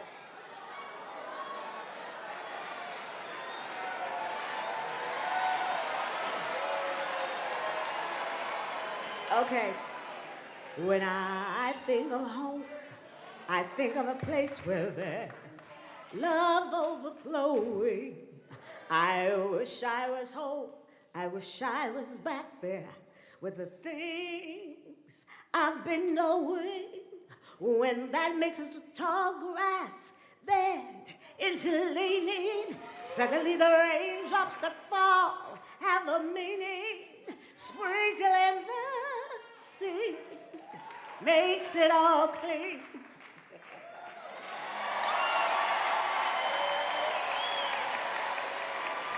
But thank you. Thank you. Happy birthday. Happy birthday to you. Happy birthday. I love you. I love you with my life.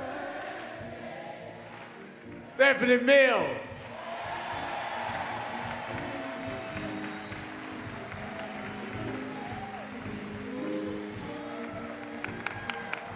Oh, Rev,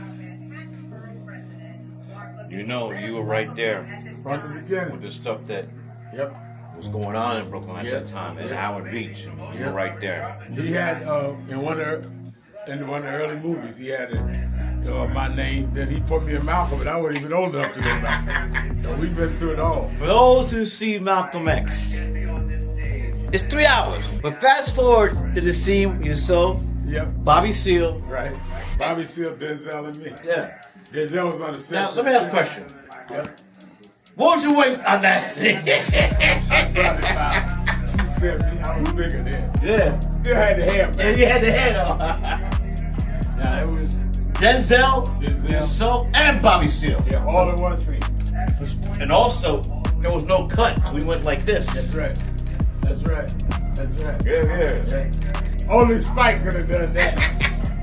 It's my brother right here. My baby. Brooklyn's in the house. Yes, sir. Brooklyn's in the house. BK.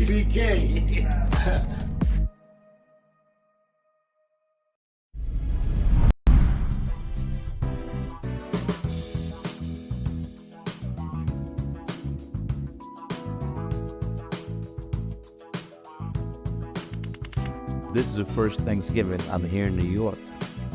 Over 20 years. I'm just glad to be here with Rev today and to hand out the food.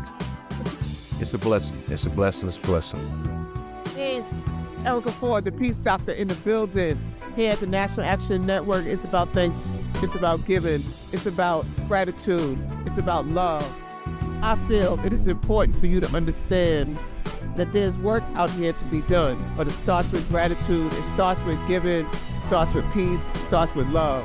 Let's go. Before we feed our family, we got to make sure that we feed the community. That's right. That's what it's all about. We have to come with Sharpton phones. You come and you make sure you show up, serve the community. That's what it's all about.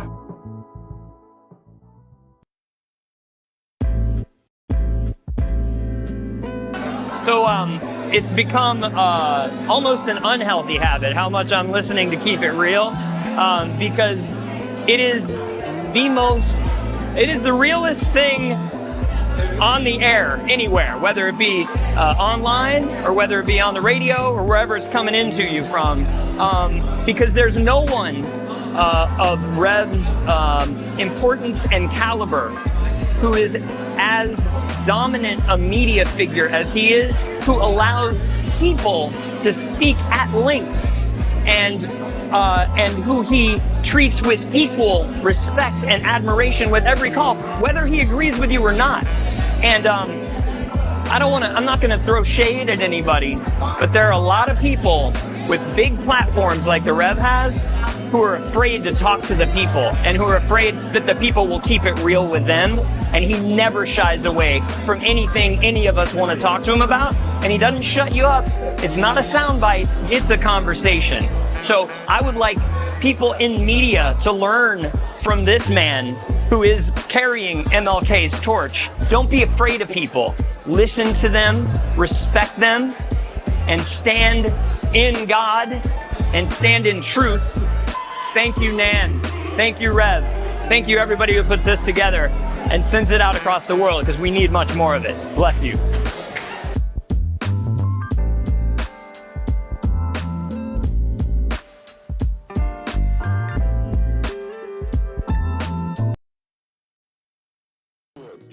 Controlling everything about the Palestinians, their resources, their food, their water, and life. Well, you're giving them no choice. Just keep it real. This thing with Israel is so dangerous. It's almost like that of World War III, if we're not careful. Live from the National Action Network corporate headquarters in New York. There's no side that can justify, to me, killing innocent people. Absolutely. Hey, Rev. Yeah. We try to get Reverend Bird. His phone go to.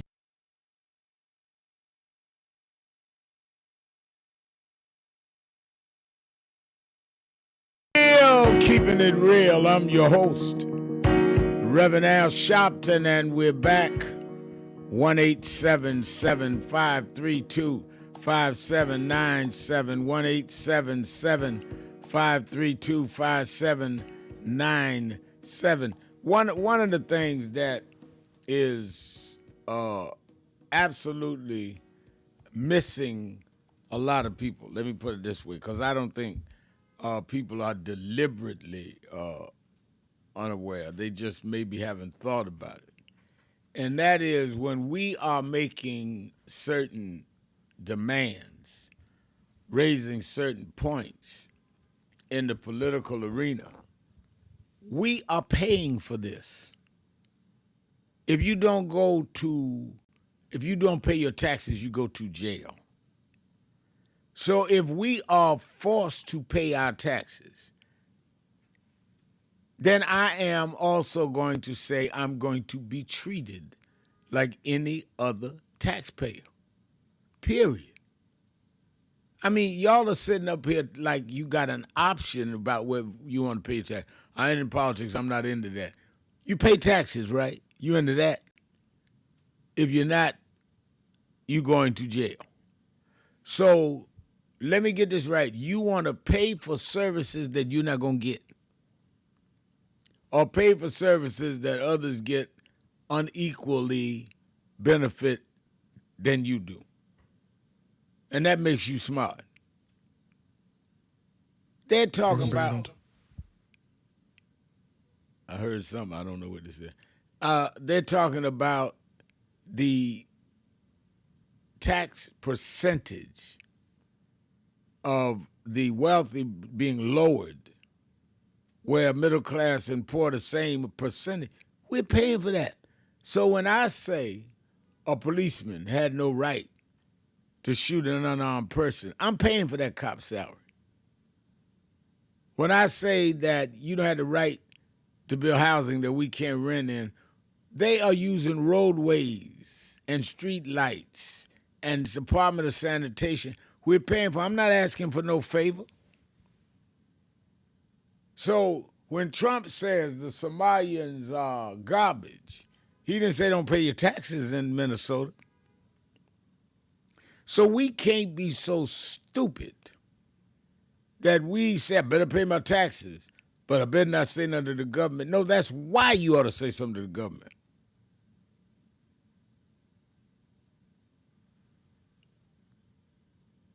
And I think that is absolutely right. Tanya Stovall said, I agree, Tricia, massive funds of taxpayers' money stealing going on and a host of billions of dollars being made by Trump and his family illegally done, and nothing and no one to stop him. Well, we the ones that Reverend Bird. We the ones that got to stop him. And I think that we've got to be organized to do so. And I mean, Bruce Turner saying Rev will handle the Jesus part. The justice part is we pay elected officials out of our taxes. They work for us if they don't put someone in who will do what we want. Couldn't be clearer than that, Bruce. We're not asking for favors here. Not asking for favors here. And, you know, I'm a public figure. A few years ago, they charged me with taxes that we hadn't done. I had to pay them. I didn't feel it was fair the way they read it, but fine, pay them. So I make sure I overpay every year, which is also why I'm going to overtalk and say, now, wait a minute. I'm paying you, Hegseth, sitting up there talking about y'all shooting down boats and you didn't know. And you, I mean, no. You've been paid by taxpayers. Or the guy, Patel, flying around in FBI private planes. If I'm in a private plane, I'm paying for me, not the taxpayers. But you flying around, well, we pay. We got a right to question taxpayers. We got a right as taxpayers to question what they're doing with our money. Let's go to Anita in Chicago. Anita. Hi, Reverend Al. Hi. I started in Chicago and Oak Forest, remember? And almost 20 years ago. But I'm in Chapel Hill right now because my children had come here to go to school. But I want to say something to you. I feel fabulously black and civil rights and all of that because the Pope is from the area that I attended high school in. We had the same school district as Thornridge and Dalton. We were right next door to each other, okay, right outside of Chicago. And then I had Reverend Jeremiah Wright was teaching in his ministry before he was over Trinity. They said he had another place he used to teach, and that was in the area that my mother and her friends, you know, they would near the high school, Morgan Park High School in Chicago, okay?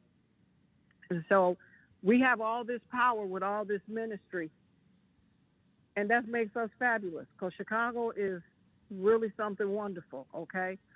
And I want to know, the Pope also went to Turkey, and I had told you that Imam Warfdeen Muhammad, Elijah Muhammad's son, had said Turkey wanted a part of the Middle East peace process. And this is stuff that's happening live and in time right now, you know, and it's coming from Chicago. And Mayor Washington, I called you on Mayor Washington's anniversary of when he passed the day before Thanksgiving. Mama D had told me about it, you know, and I called you to tell you. And so all these good things are happening. We have power where we can change the morality of the world. For Chicago had the first black president. Okay, so we can start to change some of the moral things in the whole world, Reverend. Now you can do it, and you know, we're getting older every day. We're not getting younger. We have to put this stuff in expedite, you know, do it now. And we have to not overlook what we have to work with. And what we have to work with is we got a Pope in Chicago from the first black president situation. I have 6 children that graduated from college. Their dad was with the Nation of Islam in Chicago during the time of Elijah Muhammad living. He had a 13-year-old mother, and Elijah Muhammad taught him so well that he put our 6 children through school. Plus, when we divorced, he got another wife. those two had one child together, and she had two. And her husband had gotten on drugs, and he was a Harvard lawyer that had gotten on drugs. Okay, and she married my husband. But anyway, after we divorced. Okay, and all those three children have gone to school. All this because Elijah Muhammad taught them to be a man, which is what God told Abraham: do not sacrifice your son. So now we can change the moral climate. And I'm going to disagree with Israel. Jesus said you got to come and repent and be clean. You cannot rely on yourself to interpret the law and interpret it perfectly. And that's what I think they're doing. And this is why the world is having all the problems that we're having right now. So morally, I want the Pope involved. We had the first black president come out of Chicago, and Elijah Muhammad was there. My children have graduated from college, and Elijah Muhammad was there affecting that and that change. All right. So this is wonderful. All right, thank you for your call. Let me go to my live line. I have a Reverend Malcolm Byrd. He's here at National Action Network. He's Chief Operating Officer. Reverend Byrd, the whole question of Donald Trump calling Somalians garbage and saying that we don't want these people or those people in our country is about as blatantly racist as I've heard anything since the last time he said something racist. I tell you, Reverend Sharpton, and I'm honored to be on your show today. The volatile language of this unrepentant racist in the White House has always been problematic. Anytime Donald Trump opens up his mouth, he proves that he is an unrepentant racist. When you say that a sitting U.S. Congresswoman is garbage and her people are garbage, that puts a bullseye on the back of any person from her country who looks like her, who talks like her, and it makes them unnecessary targets of racist jargon and racialized violence.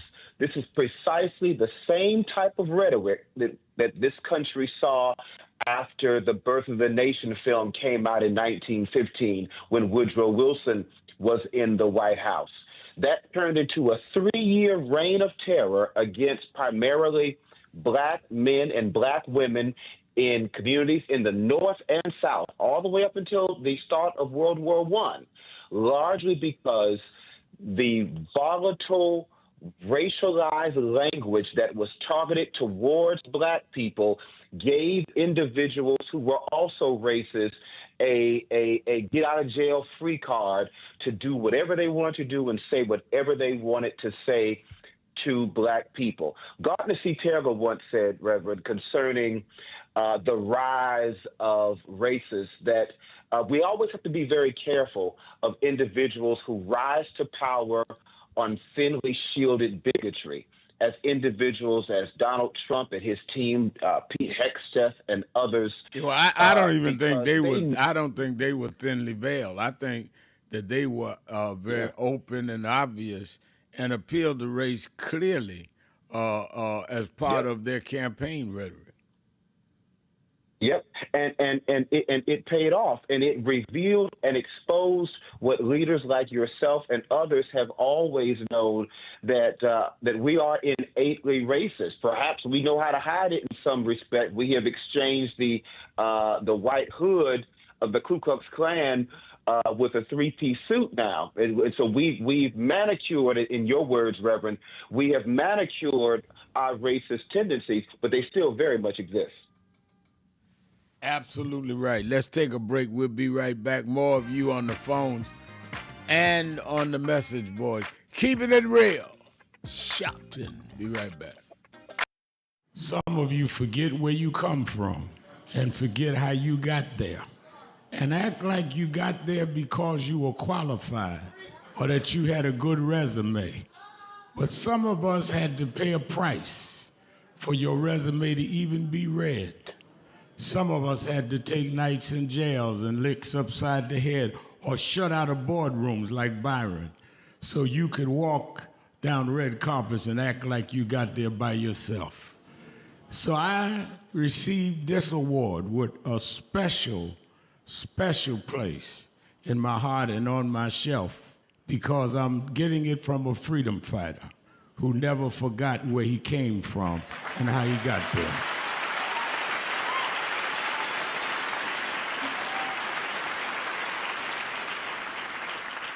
Yes, we've come a long way. We've had now a black president and now a black vice president, but we still can get shot down and have to march to get a case in court. We still can get shut out of boardrooms. We're still doubly unemployed in a good economy. So we're gonna have to keep marching. And I thank not only my family, a mother that raised me by herself, but I thank that lady at the end of the march that knows she won't be on TV that night and knows her name will never be in the paper, but she believed in me enough to get at the end of the line and make me look good.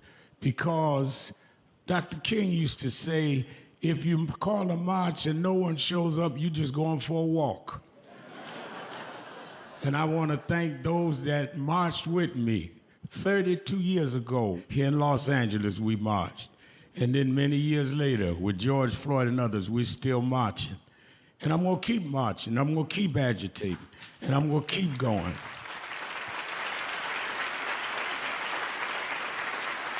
Until we don't have to do it anymore.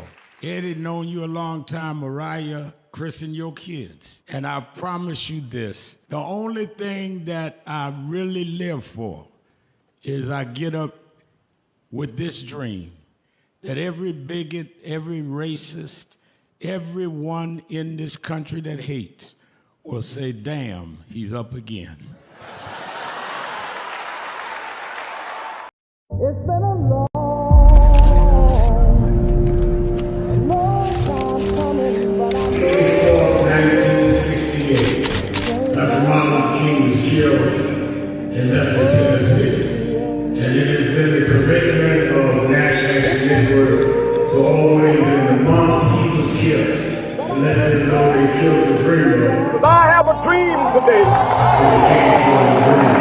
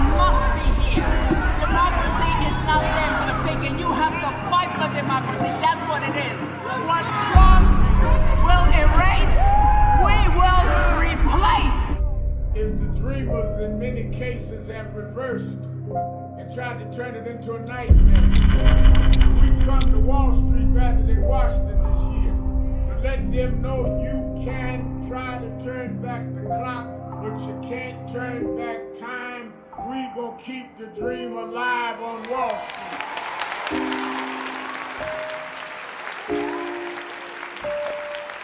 Oh, Rev, you know, you were right there from the beginning with the stuff that was going on in Brooklyn at that time, at Howard Beach. You were right there. He had in one of the early movies, he had my name. Then he put me in Malcolm, but I wasn't even old enough to know Malcolm. We've been through it all. For those who see Malcolm X It's 3 hours. But fast forward to the scene you saw Bobby Seale. Right. Bobby Seale, Denzel, and me. Yeah. Denzel was on the set. Now, let me ask a question. What was your weight on that scene? I probably about 270. I was bigger then. Yeah. Still had the hair, man. Yeah, you had the head on. Yeah, it was Denzel, so and Bobby Seale. Yeah, all in one scene. And also, there was no cut. So we went like this. That's right. That's right. That's right. Yeah. Only Spike could have done that. It's my brother right here. My baby. Brooklyn's in the house. Yes, sir. Brooklyn's in the house. BK.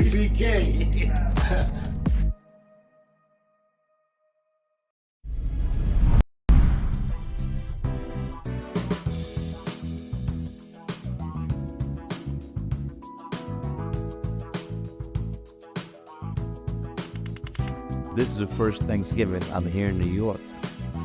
Over 20 years. I'm just glad to be here with Rev today and to hand out the food. It's a blessing. It's a blessing. It's a blessing. It's Erica Ford, the Peace Doctor in the building. Here at the National Action Network, it's about thanks, it's about giving, it's about gratitude, it's about love. I feel it is important for you to understand that there's work out here to be done, but it starts with gratitude, it starts with giving, it starts with peace, it starts with love. Let's go. Before we feed our family, we got to make sure that we feed the community. That's right. That's what it's all about. We got to come with Sharpton phones. You come and you make sure you show up, serve the community. That's what it's all about.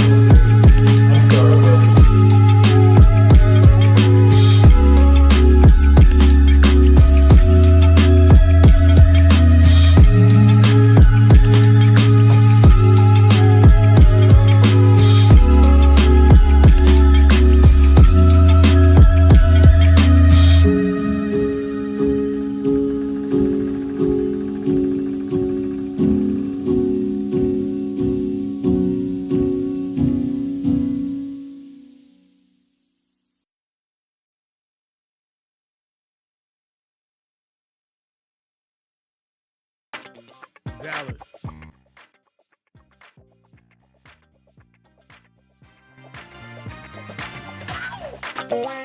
You live. Is Bird still on? Yes, he is. Yes. You live. Keeping it real. Keeping it real. I am your host, Reverend Al Sharpton, 1-877-532-5797, 1-877-532-5797. And Bruce Turner says there will be no accountability until the Democrats take back the House and Senate. Captain Chaos will continue to do whatever unless we vote the Democrats back in control, period. And I think there's a lot of truth to that. I mean, I think that we've got to bear the blame that a lot of us did not vote. I think somebody said earlier in this show, a no vote was what gave us Trump. And you can't say, I didn't know. You knew. We told you. We told you. Some of y'all were insecure men and they wanted to vote for a woman. Some of y'all talking about, Kamala wasn't firing enough. You knew. We told you this man was this way, and you either didn't vote, which helped him get in, or you voted for him. And you got 3 more years of this. And it's going to affect all of us. Who Am I is writing, I'm hurting. Trump called us black people garbage, but it is not worse than the 400 years of slavery, so we are still rising. The African Americans still rising. Yeah, we rising if we get up and rise. I think who I am, I think I look at it this way, that we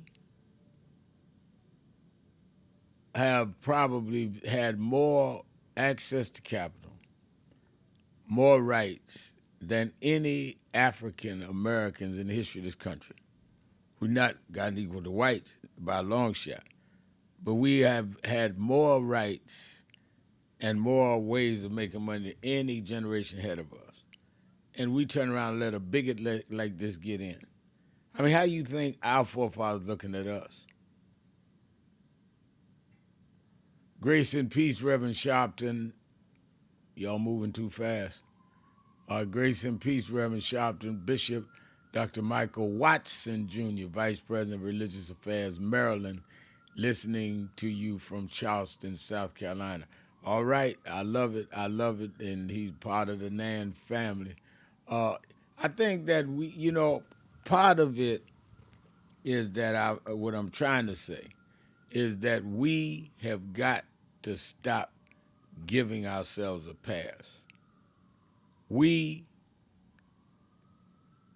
helped put ourselves in this situation. And until we own it, we're going to keep doing it. And these little frivolous arguments and these little excuses. We let it happen.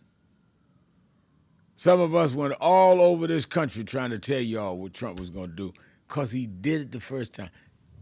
George Floyd, Breonna Taylor, Ahmaud Arbery, all happened under Trump. COVID happened under Trump.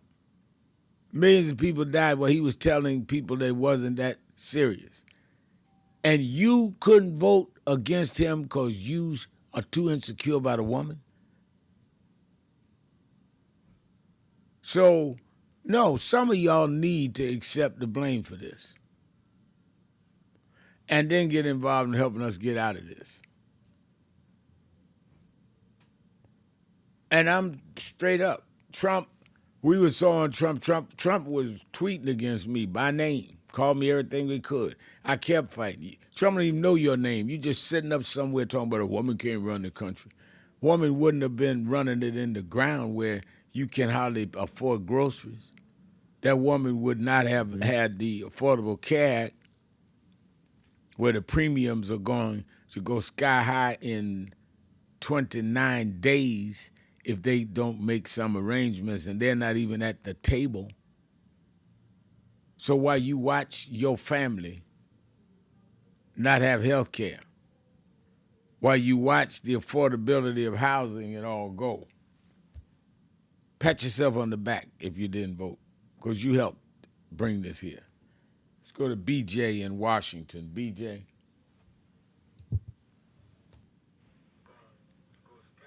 Is BJ there?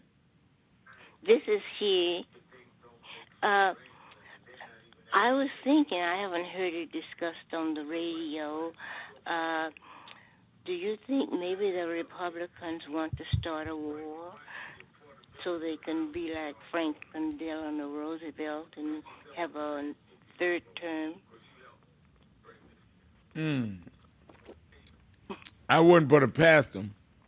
Let me say this. Okay. Thank you for your call. I think that if Trump can start a war with Venezuela or going to Nigeria or escalating in Ukraine, he is now nowhere near above saying we have to go into martial law and I can't give up the range now.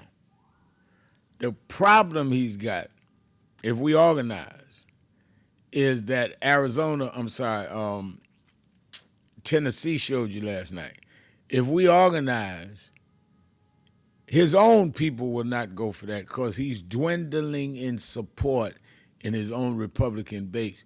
You got Republican senators standing up saying, wait a minute, Hegseth is going to have to explain to us about these boats. No. You can't just kill innocent people. People on the boat that we don't know whether they were selling drugs or not, or whether they were just the captain. How do you just kill them? And now Hegseth said, no, I didn't do it. I wasn't watching that long. The admiral did it. They are starting to squirm. And all we got to do is keep the heat on and get our people out of these delusions and go out and vote. But I wouldn't put it past them at all. Let's go to Christian in Manhattan. Christian. I don't hear Christian. Hello? Al. Hi, Reverend Al. Hi. Thanks for taking my call. This is Christine, and I thank you for your organization, the National Action Network. I joined in 2018. Okay. When I came to New York, and was the first time I got on the bus with you, and I went on the walk on Wall Street. And I'm saying all that to say, God is good. And I thank you so very much for this station and the things you do. And my point of calling today, what I said it to the caller, to the young man to answer the phone. I am a Black Democratic registered voter since 1971. This is the first time I agree with Rand Paul. You know what he said about Hedgebear? Yeah. You see that? And it took me, I woke up this morning looking at the paper, and that you see that they, I'm trying to get my information here. The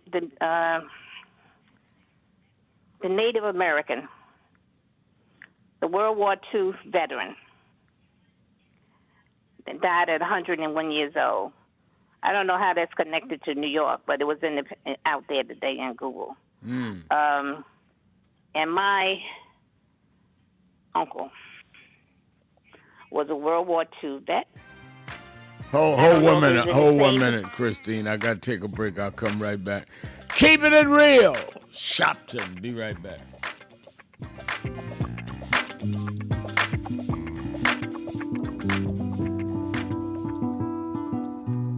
I had a thought this morning that I want to share with you about mentorship. I am able to do a lot of what I do because I had great mentors. But there are correct ways and incorrect ways to mentor people, in my opinion. I was mentored as a boy preacher by Bishop F.D. Washington, one of the great Pentecostal preachers of his time. Then Reverend William Jones became my pastor after Bishop Washington died, who was unquestionably in the top 5 Black church ministers, theologians. Reverend Jesse Jackson, who I started my activism under his leadership, he and Reverend Jones. And I learned politics directly as a youth director from Shirley Chisholm. So even though I didn't finish college, I had the most unique education in the world from being exposed to giants. But the one thing I learned is as I grew older and people started coming younger than me and wanted me to teach and mentor them, the magic of the mentors I had is they did not want me to be their clone. They wanted me to learn things from them and use my own gifts and talents in my own unique way and let me do things on my own, because they knew that if I flopped in some things, it would teach me with other things. They'll come and help me once I was down, but they were not going to have me avoid being down. And they were not going to impose themselves on me. Why am I saying that? Because too many mentors want clones, and too many mentees want their mentors to put them on a pedestal. Oh, so-and-so didn't do this for me. Oh, so-and-so didn't open doors for me. If they got to open doors for you, it may mean that they knew you weren't ready to go through those doors. Their job is to prepare you. Your job is to develop your own skills, your own unique ways. And I don't care if it's my daughters, who both have come into their own, or anyone else. I'm not a talent agent.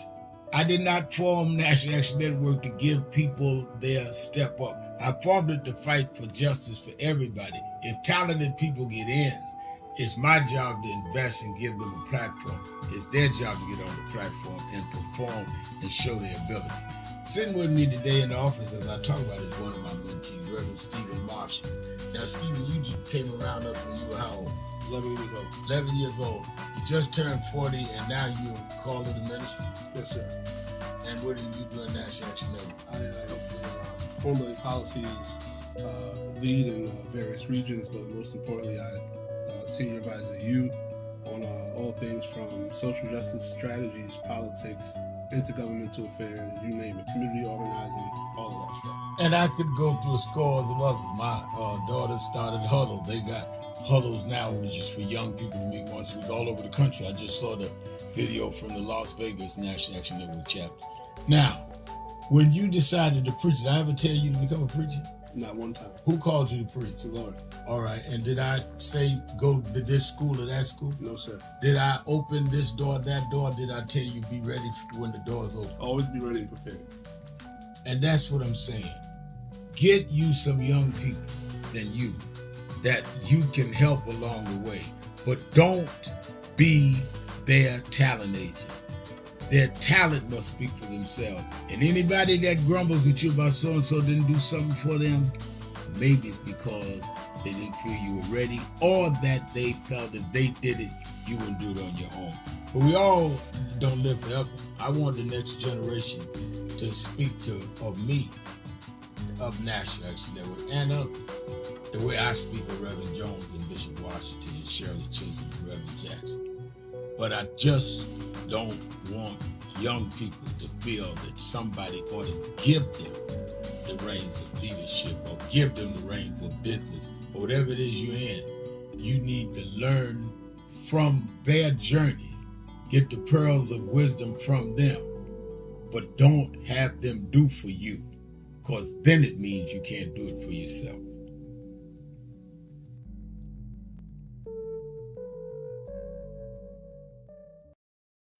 But the fact of the matter is, Rosa Parks was not only the mother of the modern civil rights movement, she was the mother of this nation. Why would you say that, Sharpton? Because you called George Washington the father of the nation, but when he became father, we wasn't included in the nation. Women were not included in the nation. The first time we had a parent in this nation is when all of us was included, and Rosa Parks did that on December 1st, 1955.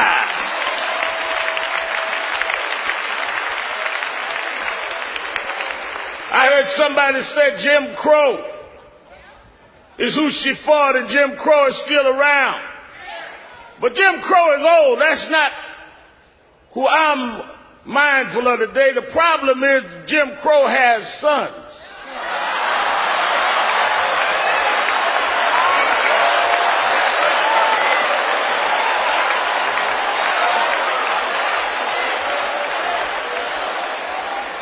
The one we got to battle is James Crow Jr. Esquire. He's a little more educated.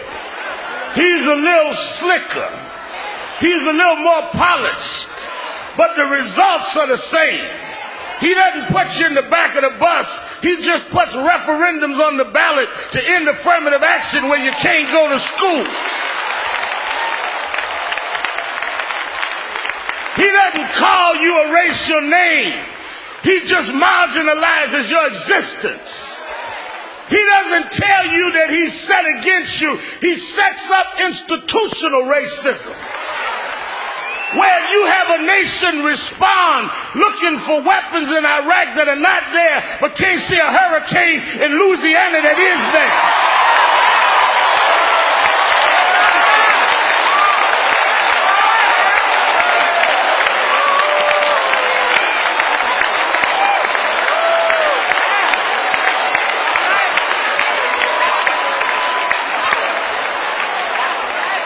James Crow Jr. Esquire. That's who we got to fight. And if we are to win, if we are to really memorialize Rosa Parks, keeping it real, she would tell us to do in the. I'm your host, Reverend Al Sharpton. Keeping it real, keeping it real. I'm your host, Reverend Al Sharpton. And let me remind you again, I've been on the phone. We got some real important guests to deal with this whole question of the Affordable Care Act. The premium's gone up. I have someone from the Senate in charge of that on. I'm going to also deal with this whole Somali thing. Make sure you watch Politics Nation with Al Sharpton live at 5 p.m. Saturday, 5 p.m. Sunday. You're in the New York area, meet me or beat me to the Saturday Action Rally at the House of Justice in Harlem, 145th Street and Lenox Avenue. Let me go back to Christina. Are you there? I'm here. Hello? Yeah. Reverend Al? Yes, I hear you. I hear you now. Hi. Oh, I was saying about my uncle. Yeah. His name was Peter Mark Davis. Was a World War II vet. And when I saw the picture of the Native American man, the veteran that passed away at 101, I sent the picture to my brother because it was like looking at my uncle. And my father always said, you know, that he was Cherokee Indian. I tried to prove it when those, remember when they built the casino up there, I want to say Ohio, I'm not sure where it was, but that was in the 80s. And I took a swab of my two uncles. Peter was one and Coolidge was the other. My grandmother, Zipporah Creola Davis, had 9 children, and her husband was oh my goodness, Peter Edward. And so, you know, one day someone asked, why do people go to the military? And I don't think he was drafted. I'm not sure, but I know he went to Okinawa. He was an interesting man, and that picture reminded me so much of him. And then the article today also, they had it was a brigadier general, the first black brigadier general, and they told his story. His Charles Young, and he was buried in Arlington Cemetery. And I was saying to my friend this morning, when I came out of school, high school, in 1971, I did take Black history. The only person I knew was buried in Arlington Cemetery was President Kennedy. Mm-hmm. And I thought that's what it was for the presidents. But not anybody, but this soldier is also buried in Arlington Cemetery.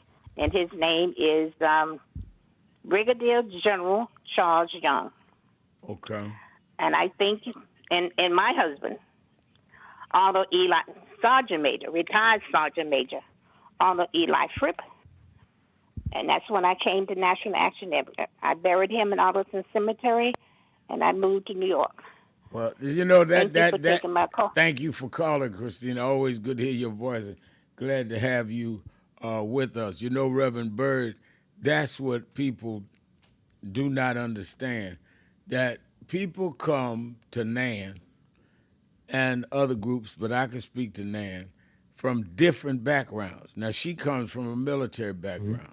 You have others that come that don't believe in being in the military. You have others that come that are she from graduating school 71. She's probably in her mid 70s, and you got those that are 17 come to there. All of them understand the need to organize because the forces against us that have been reinvigorated and buttressed up by the sitting president. Doesn't care whether you 75 or 17, whether you a military or a gangbanger, they are cutting the policies that undermine our community. That's what we must understand. That's right. That's right, Rev. And you know, the beauty of the National Action Network is that we are an organization that is precisely as you have said it. We pretty much is what Black America looks like. We are by no means one-dimensional.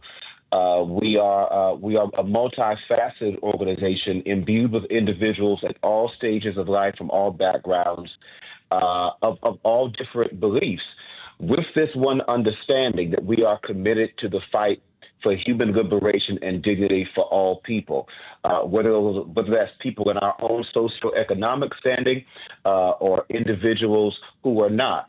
We are committed as an organization to fighting the good fight on pavement level, because we recognize that if we don't fight, the alternative is to allow ourselves to be steamrolled as a people by individuals who've risen to power, waving a racist flag, who have no regard for human life, who have no regard for the dignity of human life, to the extent that you can just randomly give an order to bomb random ships and then throw the admiral under the bus for actually giving the order when it was actually Hegseth that did it.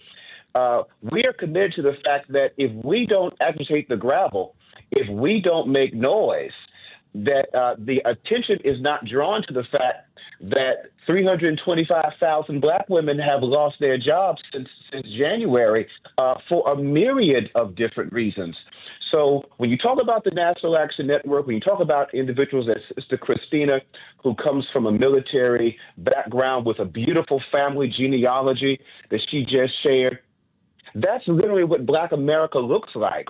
We are different people, but we hopefully are heading the same way. And what is that way? A way that leads our people to better, to higher, to leads us to an enlightened mindset, to whom much is given, much is required, and that we can be committed, that we may not always agree, that we can be committed as a people, that we want to move forward and not backwards. Absolutely right. I think that it is absolutely correct. And I'm trying to see, is this still who I am is saying to forensic and accountant, why do you want your women looking like what God never created, hair in his image or not? If you want your women wearing a Caucasian hair is not that fake, and he curses. And he talks about Sonia says Sonia Massey is dead, Sandra Bland is dead, and you think they cared about what was in their heads. And I think that's what forensic is right. They don't kill us because our hairstyles. We get into differences. People don't like certain hairstyles. Right. People don't like certain dress. Fine. That is not the collective problem.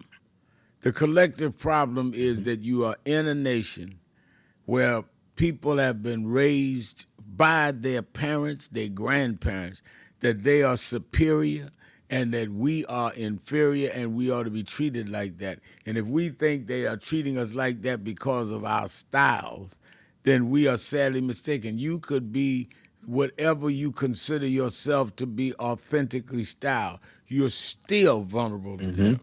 And I think that we've got to get out of this trying to take shots at each other and understand that whatever your style, we didn't have one tribe in Africa. We did not have one tribe in Africa. We did not have one nation in Africa. It's 27 countries in Africa. We act like all Africa was all one thing.